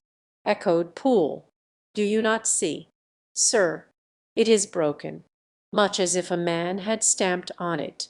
"Ay," continued Utterson, "and the fractures, too, are rusty." The two men looked at each other with a scare. "This is beyond me, Poole," said the lawyer. "Let us go back to the cabinet." They mounted the stair in silence, and still with an occasional awestruck glance at the dead body, proceeded more thoroughly to examine the contents of the cabinet. At one table there were traces of chemical work, various measured heaps of some white salt being laid on glass saucers, as though for an experiment in which the unhappy man had been prevented. "That is the same drug that I was always bringing him," said Poole, and even as he spoke the kettle with a startling noise boiled over. This brought them to the fireside, where the easy chair was drawn cosily up, and the tea things stood ready to the sitter's elbow, the very sugar in the cup. There were several books on a shelf. One lay beside the tea things open, and Utterson was amazed to find it a copy of a pious work, for which Jekyll had several times expressed a great esteem, annotated in his own hand, with startling blasphemies. Next, in the course of their review of the chamber, the searchers came to the cheval glass, into whose depths they looked with an involuntary horror, but it was so turned as to show them nothing but the rosy glow playing on the roof, the fire sparkling in 100 repetitions along the glazed front of the presses, and their own pale and fearful countenances stooping to look in. "This glass have seen some strange things, sir," whispered Poole. "And surely none stranger than itself," echoed the lawyer in the same tones. For what did Jekyll? He caught himself up, and then conquering the weakness, what could Jekyll want with it? He said, "You may say that," said Poole. Next they turned to the business table. On the desk among the neat array of papers, a large envelope was uppermost, and bore, in the doctor's hand, the name of Mr. Utterson. The lawyer unsealed it, and several enclosures fell to the floor. The first was a will, drawn in the same eccentric terms as the one which he had returned 6 months before, to serve as a testament in case of death and as a deed of gift in case of disappearance. But in place of the name of Edward Hyde, the lawyer, with indescribable amazement, read the name of Gabriel John Utterson. He looked at Poole, and then back at the paper, and last of all at the dead malefactor stretched upon the carpet. "My head goes round," he said. "He has been all these days in possession. He had no cause to like me. He must have raged to see himself displaced. And he has not destroyed this document." He caught up the next paper. It was a brief note in the doctor's hand and dated at the top. "O Poole," the lawyer cried, "he was alive and here this day. He cannot have been disposed of in so short a space. He must be still alive. He must have fled, and then, why fled, and how, and in that case, can we venture to declare this suicide? Oh, we must be careful. I foresee that we may yet involve your master in some dire catastrophe." "Why don't you read it, sir?" asked Poole. "Because I fear," replied the lawyer solemnly. "God grant I have no cause for it." And with that he brought the paper to his eyes and read as follows: "My dear Utterson, I shall have disappeared.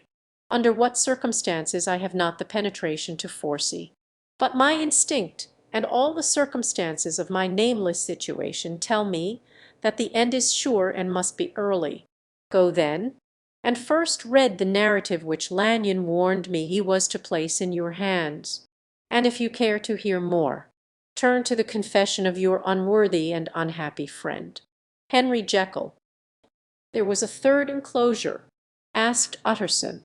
Here, sir, said Poole, and gave into his hands a considerable packet sealed in several places.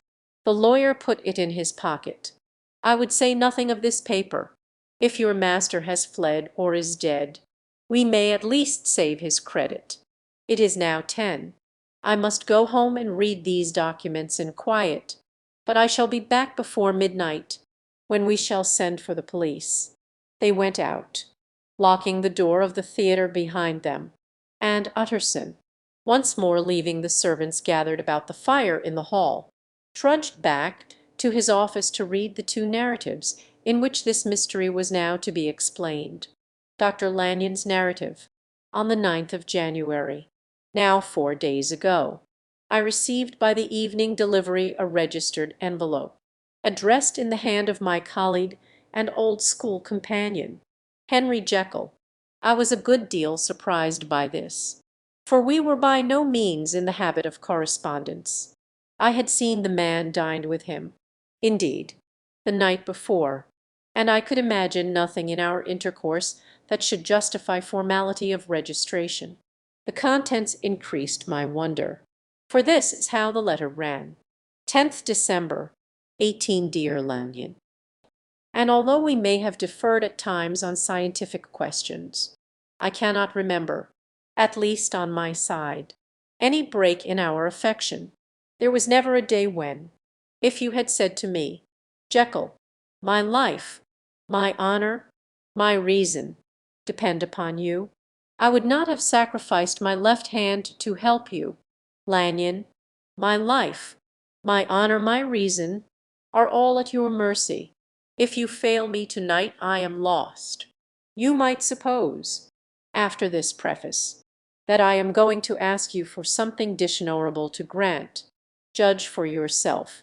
I want you to postpone all other engagements for tonight. Even if you were summoned to the bedside of an emperor, to take a cab, unless your carriage should be actually at the door, and with this letter in your hand for consultation, to drive straight to my house. Poole, my butler, has his orders. You will find him waiting your arrival with a locksmith. The door of my cabinet is then to be forced, and you are to go in alone, to open the glazed press letter on the left hand, breaking the lock if it be shut, and to draw out, with all its contents as they stand, the fourth drawer from the top, or, which is the same thing, the third from the bottom. In my extreme distress of wind, I have a morbid fear of misdirecting you, but even if I am in error, you may know the right drawer by its contents. Some powders, a file, and a paper book. This drawer I beg of you to carry back with you to Cavendish Square exactly as it stands. That is the first part of the service. Now for the second. You should be back, if you set out at once on the receipt of this, long before midnight, but I will leave you that amount of margin, not only in the fear of one of those obstacles that can neither be prevented nor foreseen, but because an hour when your servants are in bed is to be preferred for what will then remain to do. At midnight, then, I have to ask you to be alone in your consulting room, to admit with your own hand into the house a man who will present himself in my name, and to place in his hands the drawer that you will have brought with you from my cabinet. Then you will have played your part and earned my gratitude completely. 5 minutes afterwards, if you insist upon an explanation, you will have understood that these arrangements are of capital importance, and that by the neglect of one of them, fantastic as they must appear, you might have charged your conscience with my death. Confident as I am that you will not trifle with this appeal, my heart sinks and my hand trembles at the bare thought of such a possibility. Think of me at this hour, in a strange place, laboring under a blackness of distress that no fancy can exaggerate, and yet well aware that, if you will but punctually serve me, my troubles will roll away like a story that is told. Serve me, my dear Lanyon, and save your friend, H. J. P. S. I had already sealed this up when a fresh terror struck upon my soul. It is possible that the post office may fail me, and this letter not come into your hands until tomorrow morning. In that case, dear Lanyon, do my errand when it shall be most convenient for you in the course of the day, and once more expect my messenger at midnight. It may then already be too late, and if that night passes without event, you will know that you have seen the last of Henry Jekyll. Upon the reading of this letter, I made sure my colleague was insane, but till that was proved beyond the possibility of doubt, I felt bound to do as he requested. The less I understood of this farrago, the less I was in a position to judge of its importance, and an appeal so worded could not be set aside without a grave responsibility. I rose accordingly from table, got into a hansom, and drove straight to Jekyll's house. The butler was awaiting my arrival. He had received by the same post as mine a registered letter of instruction, and had sent at once for a locksmith and a carpenter. The tradesmen came while we were yet speaking, and we moved in a body to old Dr. Denman's surgical theatre, from which, as you are doubtless aware, Jekyll's private cabinet is most conveniently entered. The door was very strong, the lock excellent. The carpenter avowed he would have great trouble and have to do much damage, if force were to be used, and the locksmith was near despair. But this last was a handy fellow, and after 2 hours' work the door stood open. The press marquee was unlocked, and I took out the drawer, had it filled up with straw and tied in a sheet, and returned with it to Cavendish Square. Here I proceeded to examine its contents. The powders were neatly enough made up, but not with the nicety of the dispensing chemist, so that it was plain they were of Jekyll's private manufacture. And when I opened one of the wrappers I found what seemed to me a simple crystalline salt of a white. The phial, to which I next turned my attention, might have been about half full of a blood-red liquor, which was highly pungent to the sense of smell, and seemed to me to contain phosphorus and some volatile ether. At the other ingredients I could make no guess. The book was an ordinary version book, and contained little but a series of dates. These covered a period of many years, but I observed that the entries ceased nearly a year ago, and quite abruptly. Here and there a brief remark was appended to a date, usually no more than a single word, double occurring perhaps 6 times in a total of several hundred entries, and once very early in the list and followed by several marks of exclamation. Total failure. All this, though it whetted my curiosity, told me little that was definite. Here were a phial of some tincture, a paper of some salt, and the record of a series of experiments that had led, like too many of Jekyll's investigations, to no end of practical usefulness. How could the presence of these articles in my house affect either the honor, the sanity, or the life of my flighty colleague? If his messenger could go to one place, why could he not go to another? And even granting some impediment, why was this gentleman to be received by me in secret? The more I reflected, the more convinced I grew that I was dealing with a case of cerebral disease, and though I dismissed my servants to bed, I loaded an old revolver, that I might be found in some posture of self-defence. 12 o'clock had scarce rung out over London, ere the knocker sounded very gently on the door. I went myself at the summons, and found a small man crouching against the pillars of the portico. "Are you come from Dr. Jekyll?" I asked. He told me yes by a constrained gesture, and when I had bidden him enter, he did not obey me without a searching backward glance into the darkness of the square. There was a policeman not far off, advancing with his bull's-eye open, and at the sight I thought my visitor started and made greater haste. These particulars struck me, I confess, disagreeably, and as I followed him into the bright light of the consulting room, I kept my hand ready on my weapon. Here, at last, I had a chance of clearly seeing him. I had never set eyes on him before. So much was certain. He was small, as I have said. I was struck besides with the shocking expression of his face, with his remarkable combination of great muscular activity and great apparent debility of constitution, and last but not least with the odd, subjective disturbance caused by his neighborhood. This bore some resemblance to incipient rigor, and was accompanied by a marked sinking of the pulse. At the time, I set it down to some idiosyncratic, personal distaste, and merely wondered at the acuteness of the symptoms. But I have since had reason to believe the cause to lie much deeper in the nature of man, and to turn on some nobler hinge than the principle of hatred.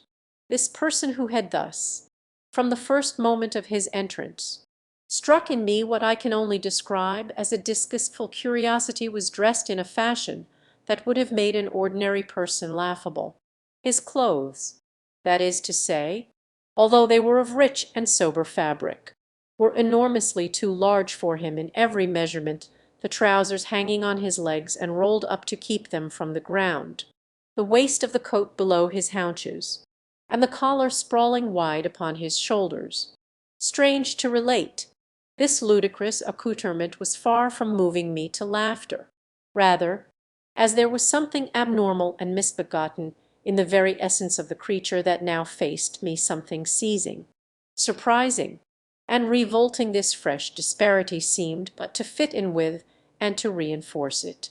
So that to my interest in the man's nature and character there was added a curiosity as to his origin, his life, his fortune and status in the world.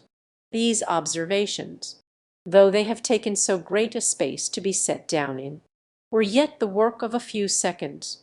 My visitor was, indeed, on fire with sombre excitement. "Have you got it?" he cried. "Have you got it?" And so lively was his impatience that he even laid his hand upon my arm and sought to shake me. I put him back, conscious at his touch of a certain icy pang along my blood. "Come, sir," said I, "you forget that I have not yet the pleasure of your acquaintance. Be seated, if you please." And I showed him an example, and sat down myself in my customary seat, and with as fair an imitation of my ordinary manner to a patient, as the lateness of the hour, the nature of my preoccupations, and the horror I had of my visitor, would suffer me to muster. "I beg your pardon, Dr. Lanyon," he replied civilly enough. "What you say is very well founded, and my impatience has shown its heels to my politeness. I come here at the instance of your colleague, Dr. Henry Jekyll, on a piece of business of some moment." And I understood he paused and put his hand to his throat, and I could see, in spite of his collected manner, that he was wrestling against the approaches of the hysteria. I understood. A drawer, but here I took pity on my visitor's suspense, and some perhaps on my own growing curiosity. "There it is, sir," said I, pointing to the drawer, where it lay on the floor behind a table and still covered with the sheet. He sprang to it, and then paused, and laid his hand upon his heart. I could hear his teeth grate with the convulsive action of his jaws, and his face was so ghastly to see that I grew alarmed both for his life and reason.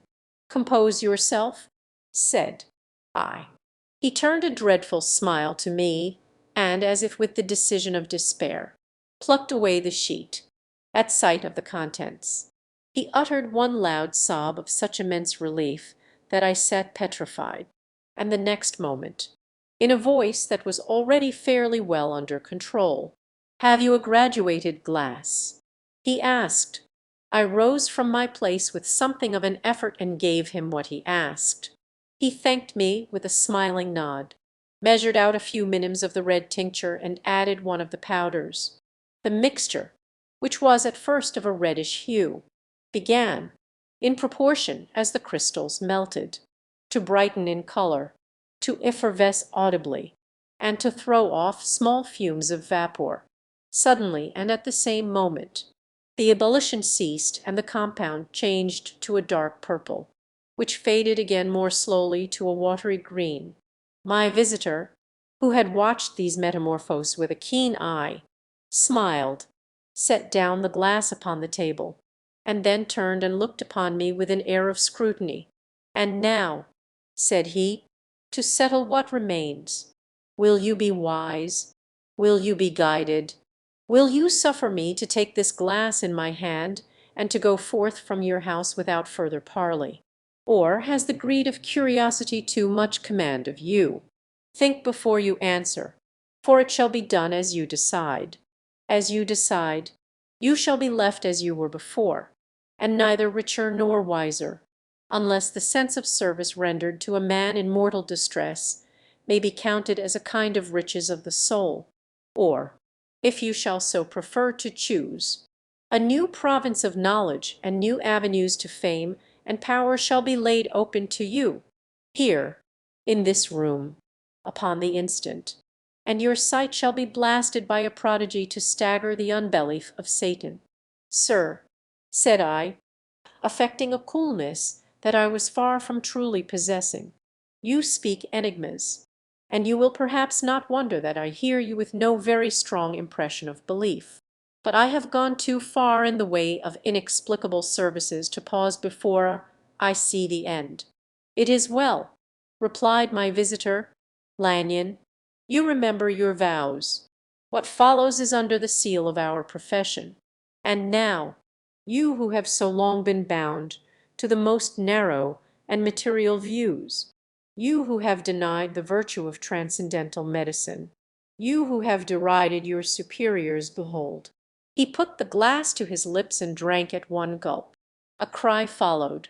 He reeled, staggered, clutched at the table and held on, staring with injected eyes, gasping with open mouth.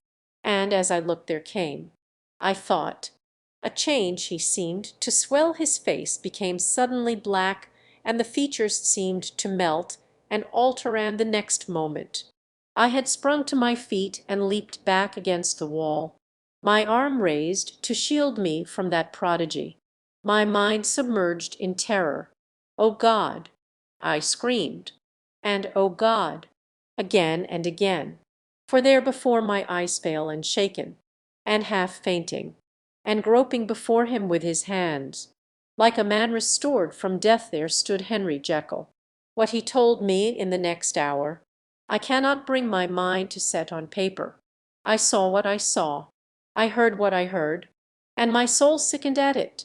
And yet now, when that sight has faded from my eyes, I ask myself if I believe it, and I cannot answer. My life is shaken to its roots. Sleep has left me, the deadliest terror sits by me at all hours of the day and night. I feel that my days are numbered, and that I must die, and yet I shall die incredulous.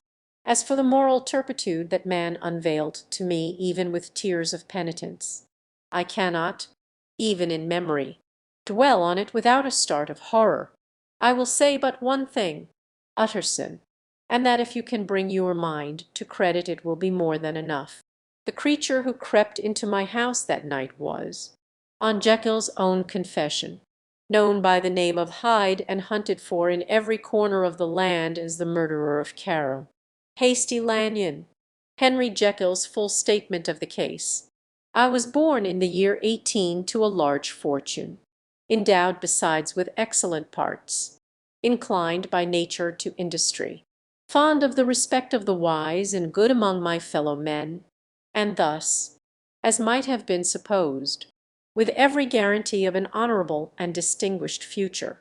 And indeed the worst of my faults was a certain impatient gaiety of disposition, such as has made the happiness of many, but such as I found it hard to reconcile with my imperious desire to carry my head high, and wear a more than commonly grave countenance before the public. Hence it came about that I concealed my pleasures, and that when I reached years of reflection, and began to look round me and take stock of my progress and position in the world, I stood already committed to a profound duplicity of life. Many a man would have even blazoned such irregularities as I was guilty of. But from the high views that I had set before me I regarded and hid them with an almost morbid sense of shame. It was thus rather the exacting nature of my aspirations than any particular degradation in my faults that made me what I was, and, with even a deeper trench than in the majority of men, severed in me those provinces of good and ill which divide and compound man's dual nature. In this case, I was driven to reflect deeply and inveterately on that hard law of life, which lies at the root of religion and is one of the most plentiful springs of distress. Though so profound a double dealer, I was in no sense a hypocrite. Both sides of me were in dead earnest. I was no more myself when I laid aside restraint and plunged in shame, than when I labored, in the eye of day, at the furtherance of knowledge or the relief of sorrow and suffering. And it chanced that the direction of my scientific studies, which led wholly toward the mystic and the transcendental, reacted and shed a strong light on this consciousness of the perennial war among my members. With every day, and from both sides of my intelligence, the moral and the intellectual, I thus drew steadily nearer to that truth, by whose partial discovery I have been doomed to such a dreadful shipwreck, that man is not truly one, but truly two. I say two, because the state of my own knowledge has not passed beyond that point. Others will follow, others will outstrip me on the same lines, and I hazard the guess that man will be ultimately known for a mere polity of multifarious, incongruous, and independent denizens. I, for my part, from the nature of my life, advanced infallibly in one direction, and in one direction only. It was on the moral side, and in my own person, that I learned to recognize the thorough and primitive duality of man. I saw that, of the two natures that, even if I could rightly be said to be either, it was only because I was radically both, and from an early date, even before the course of my scientific discoveries had begun to suggest the most naked possibility of such a miracle. I had learned to dwell with pleasure, as a beloved day dream, on the thought of the separation of these elements. If each, I told myself, could but be housed in separate identities, life would be relieved of all that was unbearable. The unjust might go his way, delivered from the aspirations and remorse of his more upright twin, and the just could walk steadfastly and securely on his upward path, doing the good things in which he found his pleasure, and no longer exposed to disgrace and penitence by the hands of this extraneous evil.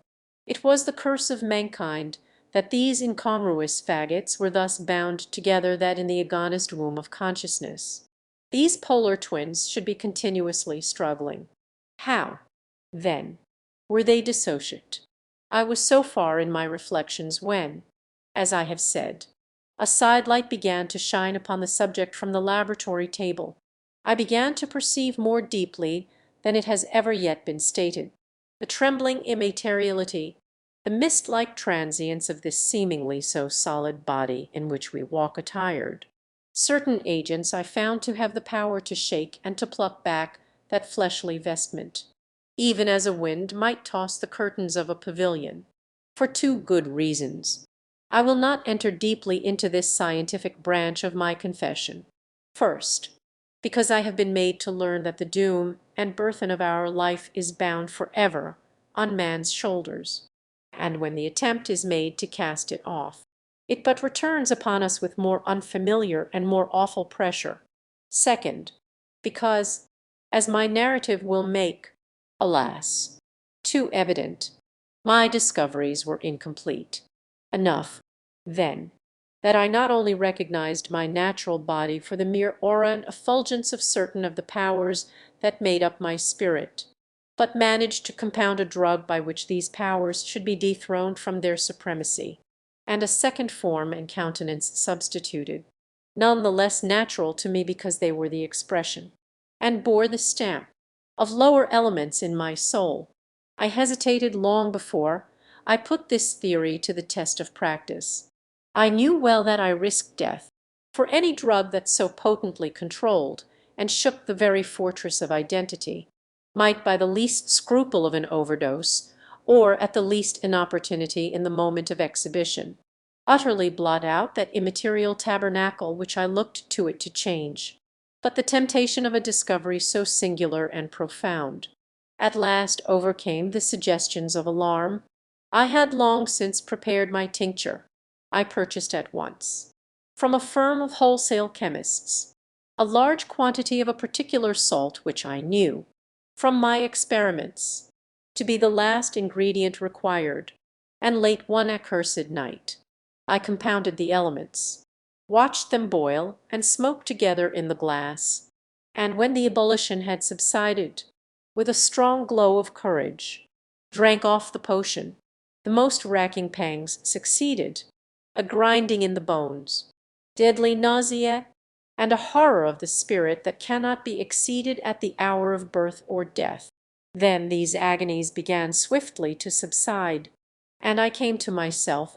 There was something strange in my sensations, something indescribably new and, from its very novelty, incredibly sweet. I felt younger, lighter, happier in body. Within I was conscious of a heady recklessness, a current of disordered sensual images running like a mill race in my fancy, a solution of the bonds of obligation, an unknown but not an innocent freedom of the soul. I knew myself, at the first breath of this new life, to be more wicked, tenfold more wicked, sold a slave to my original evil, and the thought, in that moment, braced and delighted me like wine. I stretched out my hands, exulting in the freshness of these sensations, and in the act I was suddenly aware that I had lost in stature. There was no mirror, at that date, in my room. That which stands beside me as I write was brought there later on, and for the very purpose of these transformations. The night, however, was far gone into the morning. The morning, black as it was nearly ripe for the conception of the day the inmates of my house were locked in the most rigorous hours of slumber, and I determined, flushed as I was with hope and triumph, to venture in my new shape as far as to my bedroom. I crossed the yard, wherein the constellations looked down upon me. I could have thought, with wonder, the first creature of that sort that their unsleeping vigilance had yet disclosed to them. I stole through the corridors, a stranger in my own house, and coming to my room, I saw for the first time the appearance of Edward Hyde. I must here speak by theory alone, saying not that which I know, but that which I suppose to be most probable. The evil side of my nature, to which I had now transferred the stamping efficacy, was less robust and less developed than the good which I had just deposed. Again, in the course of my life, which had been, after all, 9/10 a life of effort, virtue, and control, it had been much less exercised and much less exhausted, and hence, as I think, it came about that Edward Hyde was so much smaller, slighter, and younger than Henry Jekyll.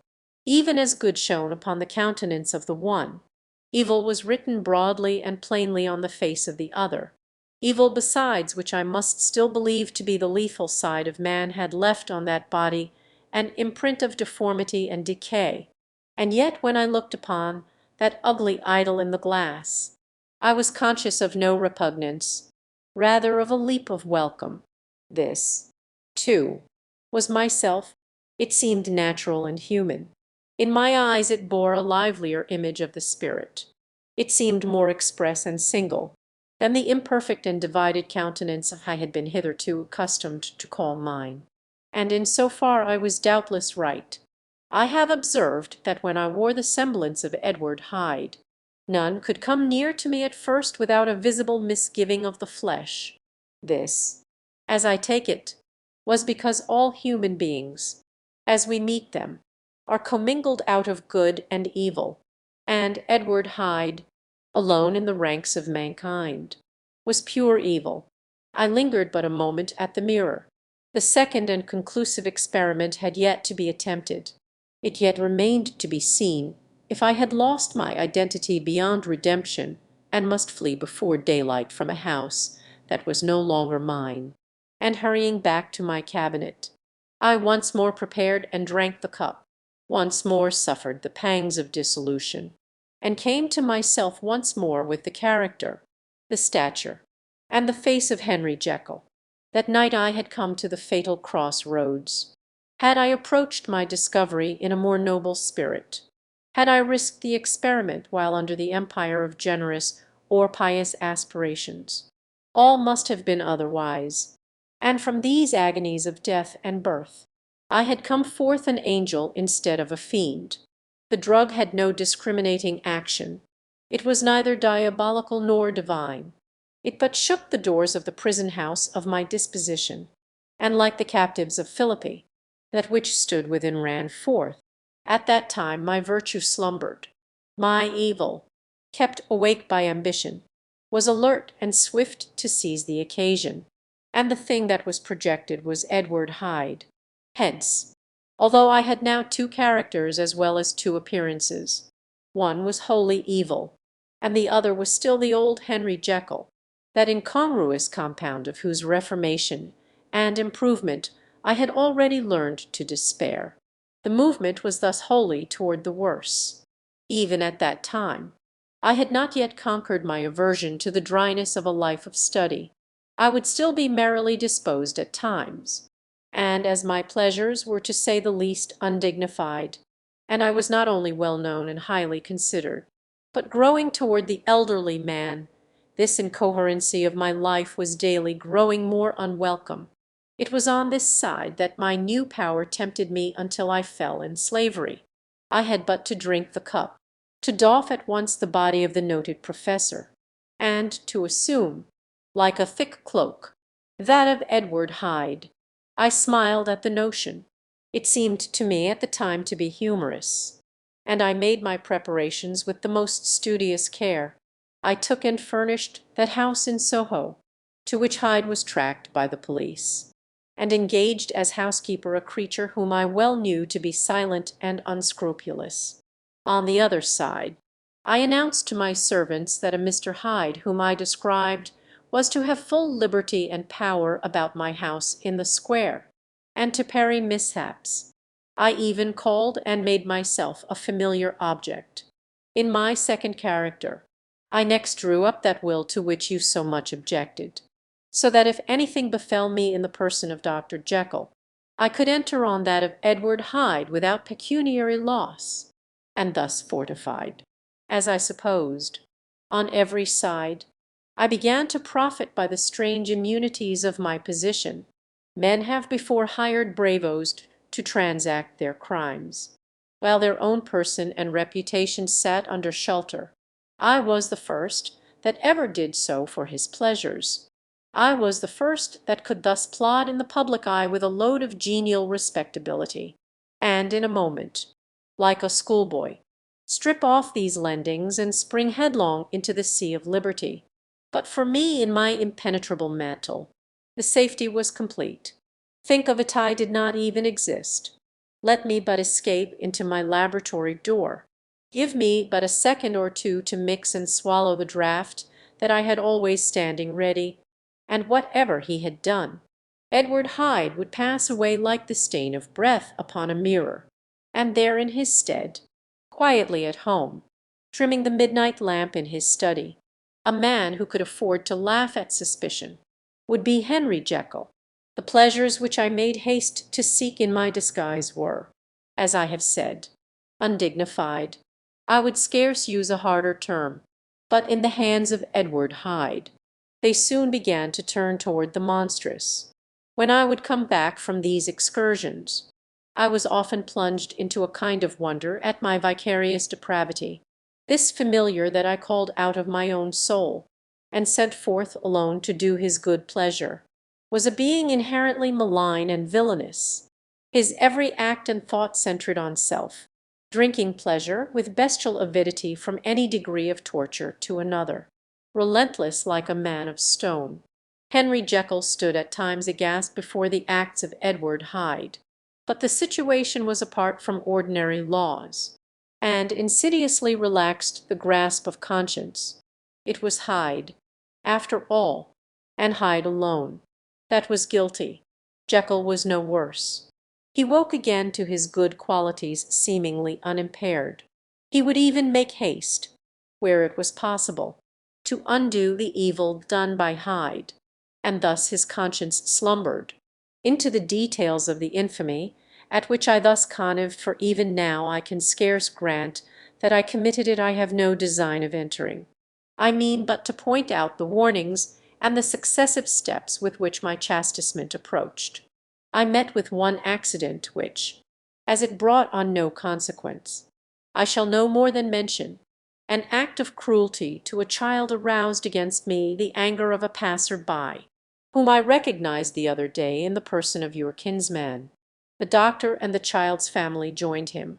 There were moments when I feared for my life, and at last, in order to pacify their too just resentment, Edward Hyde had to bring them to the door, and pay them in a cheque drawn in the name of Henry Jekyll. But this danger was easily eliminated from the future by opening an account at another bank in the name of Edward Hyde himself, and when, by sloping my own hand backward, I had supplied my double with a signature, I thought I sat beyond the reach of fate. Some 2 months before the murder of Sir Danvers, I had been out for one of my adventures, had returned at a late hour, and woke the next day in bed with somewhat odd sensations. It was in vain I looked about me, in vain I saw the decent furniture and tall proportions of my room in the square, in vain that I recognized the pattern of the bed curtains and the design of the mahogany frame. Something still kept insisting that I was not where I was, that I had not wakened where I seemed to be, but in the little room in Soho where I was accustomed to sleep in the body of Edward Hyde. I smiled to myself, and in my psychological way began lazily to inquire into the elements of this illusion. Occasionally, even as I did so, dropping back into a comfortable morning doze, I was still so engaged when, in one of my more wakeful moments, my eyes fell upon my hand. Now the hand of Henry Jekyll, as you have often remarked, was professional in shape and size. It was large, firm, white, and comely. But the hand which I now saw, clearly enough, in the yellow light of a mid-London morning, lying half shut on the bedclothes, was lean, corded, knuckly, of a dusky pallor and thickly shaded with a swart growth of hair. It was the hand of Edward Hyde. I must have stared upon it for near half a minute, sunk as I was in the mere stupidity of wonder, before terror woke up in my breast as sudden and startling as the crash of cymbals, and bounding from my bed, I rushed to the mirror. At the sight that met my eyes, my blood was changed into something exquisitely thin and icy. Yes, I had gone to bed Henry Jekyll. I had awakened Edward Hyde. How was this to be explained? I asked myself, and then, with another bound of terror, how was it to be remedied? It was well on in the morning. The servants were up. All my drugs were in the cabinet, a long journey down 2 pairs of stairs, through the back passage, across the open court, and through the anatomical theatre, from where I was then standing horror-struck. It might indeed be possible to cover my face, but of what use was that, when I was unable to conceal the alteration in my stature? And then, with an overpowering sweetness of relief, it came back upon my mind that the servants were already used to the coming and going of my second self. I had soon dressed, as well as I was able, in clothes of my own size, had soon passed through the house, where Bradshaw stared and drew back at seeing Mr. Hyde at such an hour and in such a strange array, and 10 minutes later Dr. Jekyll had returned to his own shape with a darkened brow, to make a feint of breakfasting. Small indeed was my appetite. This inexplicable incident, this reversal of my previous experience, seemed, like the Babylonian finger on the wall, to be spelling out the letters of my judgment, and I began to reflect more seriously than ever before on the issues and possibilities of my double existence. That part of me which I had the power of projecting had lately been much exercised and nourished. It had seemed to me of late as though the body of Edward Hyde had grown in stature, as though when I wore that form I were conscious of a more generous tide of blood, and I began to spy a danger that, if this were much prolonged, the balance of my nature might be permanently overthrown, the power of voluntary change be forfeited, and the character of Edward Hyde become irrevocably mine. The power of the drug had not been always equally displayed. Once, very early in my career, it had totally failed me. Since then I had been obliged on more than one occasion to double, and once, with infinite risk of death, to treble the amount, and these rare uncertainties had cast hitherto the sole shadow on my contentment. Now, however, and in the light of that morning's accident, I was led to remark that whereas, in the beginning, the difficulty had been to throw off the body of Jekyll, it had of late gradually but decidedly transferred itself to the other side. All things therefore seemed to point to this, that I was slowly losing hold of my original and better self, and becoming slowly incorporated with my second and worse. Between these two, I now felt I had to choose. My two natures had memory in common, but all other faculties were most unequally shared between them. Jekyll, who was composite now with the most sensitive apprehensions, now with a greedy gusto, projected and shared in the pleasures and adventures of Hyde. But Hyde was indifferent to Jekyll, or but remembered him as the mountain bandit remembers the cavern in which he conceals himself. Jekyll had more than a father's interest. Hyde had more than a son's indifference.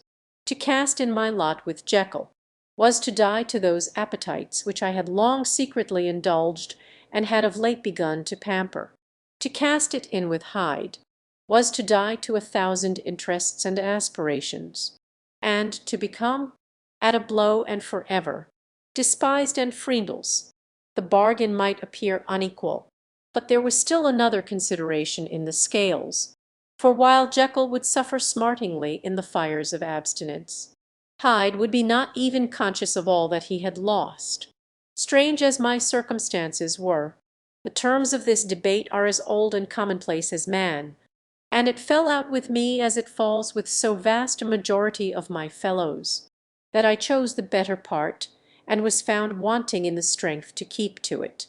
Yes, I preferred the elderly and discontented doctor, surrounded by friends and cherishing honest hopes, and bade a resolute farewell to the liberty, the comparative youth, the light step, leaping impulses and secret pleasures, that I had enjoyed in the disguise of Hyde. I made this choice perhaps with some unconscious reservation, for I neither gave up the house in Soho, nor destroyed the clothes of Edward Hyde, which still lay ready in my cabinet. For 2 months, however, I was true to my determination. For 2 months I led a life of such severity as I had never before attained to, and enjoyed the compensations of an approving conscience. But time began at last to obliterate the freshness of my alarm. The praises of conscience began to grow into a thing of course. I began to be tortured with throes and longings, as of Hyde struggling after freedom. And at last, in an hour of moral weakness, I once again compounded and swallowed the transforming draught. I do not suppose that, when a drunkard reasons with himself upon his vice, he is once out of 500 times affected by the dangers that he runs through his brutish, physical insensibility. Neither had I, long as I had considered my position, made enough allowance for the complete moral insensibility and insensate readiness to evil, which were the leading characters of Edward Hyde. Yet it was by these that I was punished. My devil had been long caged. He came out roaring. I was conscious, even when I took the draught, of a more unbridled, a more furious propensity to ill. It must have been this, I suppose, that stirred in my soul that tempest of impatience with which I listened to the civilities of my unhappy victim. I declare, at least, before God, No man morally sane could have been guilty of that crime upon so pitiful a provocation, and that I struck in no more reasonable spirit than that in which a sick child may break a plaything. But I had voluntarily stripped myself of all those balancing instincts by which even the worst of us continues to walk with some degree of steadiness among temptations. And in my case, to be tempted, however slightly, was to fall. Instantly the spirit of hell awoke in me and raged. With a transport of glee, I mauled the unresisting body, tasting delight from every blow. And it was not till weariness had begun to succeed that I was suddenly, in the top fit of my delirium, struck through the heart by a cold thrill of terror. A mist dispersed. I saw my life to be forfeit, and fled from the scene of these excesses, at once glorying and trembling, my lust of evil gratified and stimulated, my love of life screwed to the topmost peg. I ran to the house in Soho, and to make assurance doubly sure destroyed my papers. Thence I set out through the lamplit streets, in the same divided ecstasy of mind, gloating on my crime, light-headedly devising others in the future, and yet still hastening, and still hearkening in my wake for the steps of the avenger. Hyde had a song upon his lips as he compounded the draught, and as he drank it, pledged the dead man. The pangs of transformation had not done tearing him. Before Henry Jekyll, with streaming tears of gratitude and remorse, had fallen upon his knees and lifted his clasped hands to God. The veil of self-indulgence was rent from head to foot. I saw my life as a whole. I followed it up from the days of childhood, when I had walked with my father's hand, and through the self-denying toils of my professional life, to arrive again and again, with the same sense of unreality, at the damned horrors of the evening. I could have screamed aloud. I sought with tears and prayers to smother down the crowd of hideous images and sounds with which my memory swarmed against me, and still, between the petitions, the ugly face of my iniquity stared into my soul. As the acuteness of this remorse began to die away, it was succeeded by a sense of joy. The problem of my conduct was solved. Hyde was thenceforth impossible, whether I would or not. I was now confined to the better part of my existence, and oh, how I rejoiced to think it! With what willing humility I embraced anew the restrictions of natural life! With what sincere renunciation I locked the door by which I had so often gone and come, and ground the key under my heel! The next day came the news that the murder had been overlooked, that the guilt of Hyde was patent to the world, and that the victim was a man high in public estimation. It was not only a crime. It had been a tragic folly. I think I was glad to know it. I think I was glad to have my better impulses thus buttressed and guarded by the terrors of the scaffold. Jekyll was now my city of refuge. Let but Hyde peep out an instant, and the hands of all men would be raised to take and slay him. I resolved in my future conduct to redeem the past, and I can say with honesty that my resolve was fruitful of some good. You know yourself how earnestly, in the last months of last year, I labored to relieve suffering. You know that much was done for others, and that the days passed quietly, almost happily for myself. Nor can I truly say that I wearied of this beneficent and innocent life. I think instead that I daily enjoyed it more completely. But I was still cursed with my duality of purpose, and as the first edge of my penitence wore off, the lower side of me so long indulged, so recently chained down, began to growl for license. Not that I dreamed of resuscitating Hyde. The bare idea of that would startle me to frenzy. No, it was in my own person that I was once more tempted to trifle with my conscience, and it was as an ordinary secret sinner that I at last fell before the assaults of temptation. There comes an end to all things. The most capacious measure is filled at last, and this brief condescension to evil finally destroyed the balance of my soul. And yet I was not alarmed. The fall seemed natural. like a return to the old days before I had made discovery. It was a fine, clear January day, wet underfoot where the frost had melted, but cloudless overhead, and the Regent's Park was full of winter chirrupings and sweet with spring odors. I sat in the sun on a bench, the animal within me licking the chops of memory, the spiritual side a little drowsed, promising subsequent penitence, but not yet moved to begin. After all, I reflected, I was like my neighbors, and then I smiled, comparing myself with other men, comparing my active goodwill with the lazy cruelty of their neglect. And at the very moment of that vain-glorious thought, a qualm came over me, a horrid nausea, and the most deadly shuddering. These passed away, and left me faint, and then, as in its turn the faintness subsided, I began to be aware of a change in the temper of my thoughts, a greater boldness, a contempt of danger, a solution of the bonds of obligation. I looked down. My clothes hung formlessly on my shrunken limbs. The hand that lay on my knee was corded and hairy. I was once more Edward Hyde. A moment before I had been safe of all men's respect, wealthy, beloved, the cloth laying for me in the dining room at home, and now I was the common quarry of mankind, hunted, houseless, a known murderer, thrall to the gallows. My reason wavered, but it did not fail me utterly. I have more than once observed that, in my second character, my faculties seemed sharpened to a point and my spirits more tensely elastic. Thus it came about that, where Jekyll perhaps might have succumbed, Hyde rose to the importance of the moment. My drugs were in one of the presses of my cabinet. How was I to reach them? That was the problem that, crushing my temples, in my hands I set myself to solve.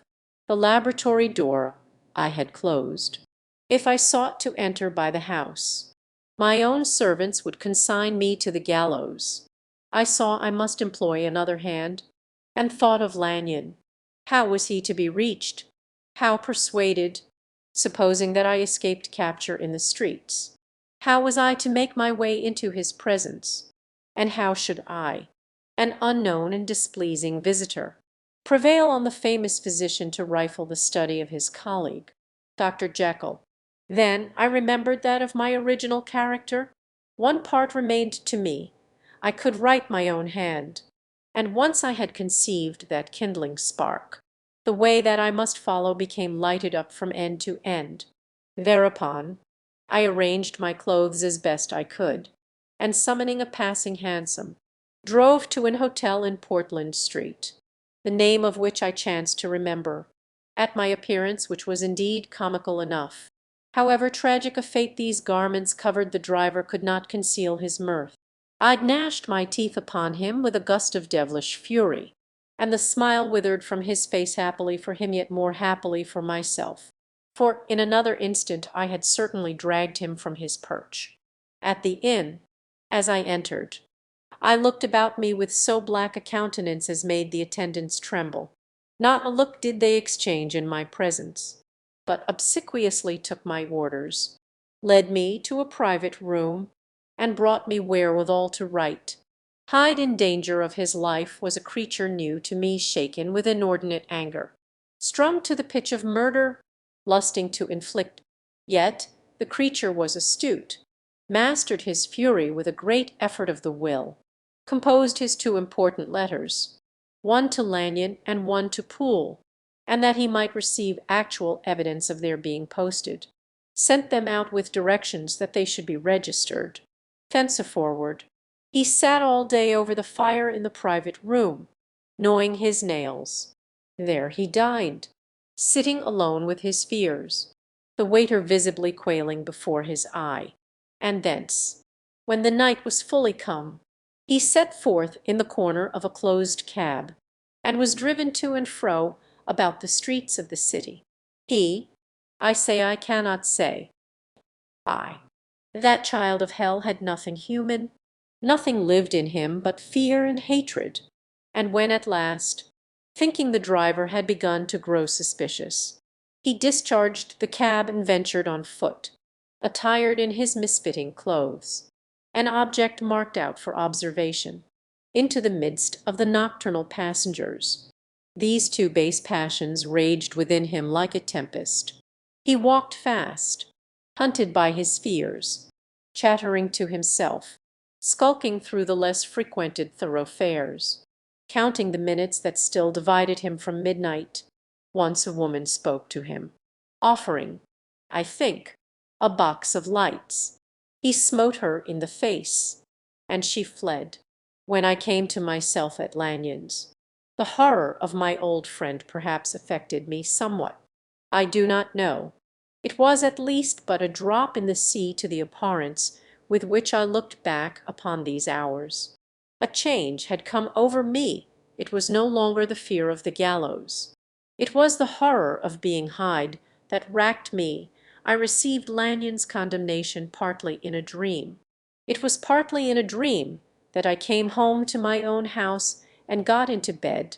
I slept after the prostration of the day, with a stringent and profound slumber which not even the nightmares that wrung me could avail to break. I awoke in the morning shaken, weakened, but refreshed. I still hated and feared the thought of the brute that slept within me, and I had not, of course, forgotten the appalling dangers of the day before. But I was once more at home, in my own house and close to my drugs, and gratitude for my escape shone so strong in my soul that it almost rivalled the brightness of hope. I was stepping leisurely across the court after breakfast, drinking the chill of the air with pleasure, when I was seized again with those indescribable sensations that heralded the change, and I had but the time to gain the shelter of my cabinet before I was once again raging and freezing with the passions of Hyde. It took on this occasion a double dose to recall me to myself, and alas, 6 hours after, as I sat looking sadly in the fire, the pangs returned, and the drug had to be re-administered. In short, from that day forth it seemed only by a great effort as of gymnastics, and only under the immediate stimulation of the drug, that I was able to wear the countenance of Jekyll at all hours of the day and night. I would be taken with the premonitory shudder. Above all, if I slept, or even dozed for a moment in my chair, it was always as Hyde that I awakened. Under the strain of this continually impending doom, and by the sleeplessness to which I now condemned myself, even beyond what I had thought possible to man, I became, in my own person, a creature eaten up and emptied by fever, languidly weak both in body and mind, and solely occupied by one thought, the horror of my other self. But when I slept, or when the virtue of the medicine wore off, I would leap almost without transition, for the pangs of transformation grew daily less marked, into the possession of a fancy brimming with images of terror, a soul boiling with Chrysalis hatreds, and a body that seemed not strong enough to contain the raging energies of life. The powers of Hyde seemed to have grown with the declines of Jekyll, and certainly the hate that now divided them was equal on each side. With Jekyll it was a thing of vital instinct. He had now seen the full deformity of that creature that shared with him some of the phenomena of consciousness, and was co-heir with him to death, and beyond these links of community, which in themselves made the most poignant part of his distress, he thought of Hyde, for all his energy of life, as of something not only hellish but inorganic.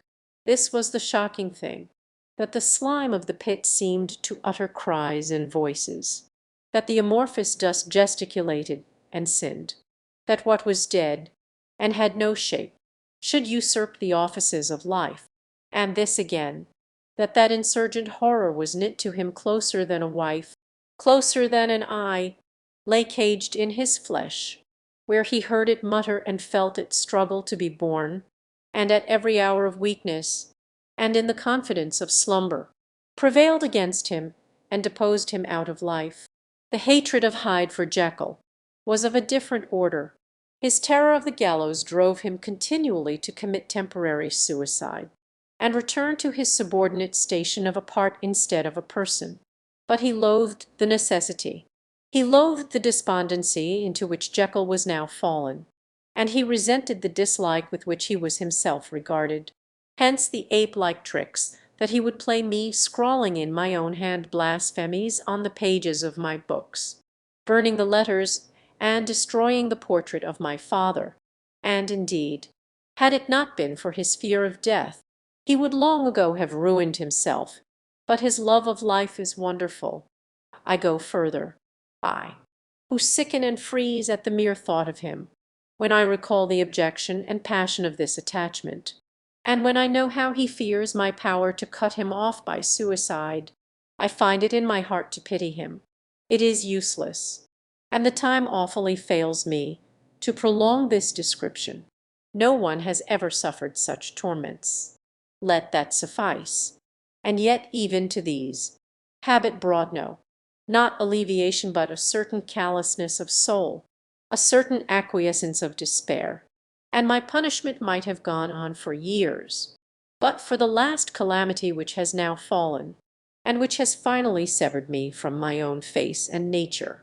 My provision of the salt, which had never been renewed, began to run low. I sent out for a fresh supply, and mixed the draught. The ebullition followed, and the first change of color, not the second. I drank it, and it was without efficiency. You will learn from Poole how I have had London ransacked. It was in vain, and I am now persuaded that my first supply was impure, and that it was that unknown impurity which lent efficacy to the draught. About a week has passed, and I am now finishing this statement under the influence of the last of the old powders. This, then, is the last time, short of a miracle, that Henry Jekyll can think his own thoughts or see his own face, now how sadly altered, in the glass, nor must I delay too long to bring my writing to an end. For if my narrative has hitherto escaped destruction, it has been by a combination of great prudence and great good luck. Should the throes of change take me in the act of writing it, Hyde will tear it in pieces. But if some time shall have elapsed after I have laid it by, his wonderful selfishness and circumscription to the moment will probably save it once again from the action of his ape-like spite. And indeed the doom that is closing on us both has already changed and crushed him. Half an hour from now, when I shall again and forever re-endue that hated personality, I know how I shall sit shuddering and weeping in my chair, or continue, with the most strained and fear-struck ecstasy of listening, to pace up and down this room, my last earthly refuge, and give ear to every sound of menace. Will Hyde die upon the scaffold, or will he find courage to release himself at the last moment? God knows. I am careless. This is my true hour of death, and what is to follow concerns another than myself. Here, then, as I lay down the pen and proceeds to seal up my confession, I bring the life of that unhappy Henry Jekyll to an end.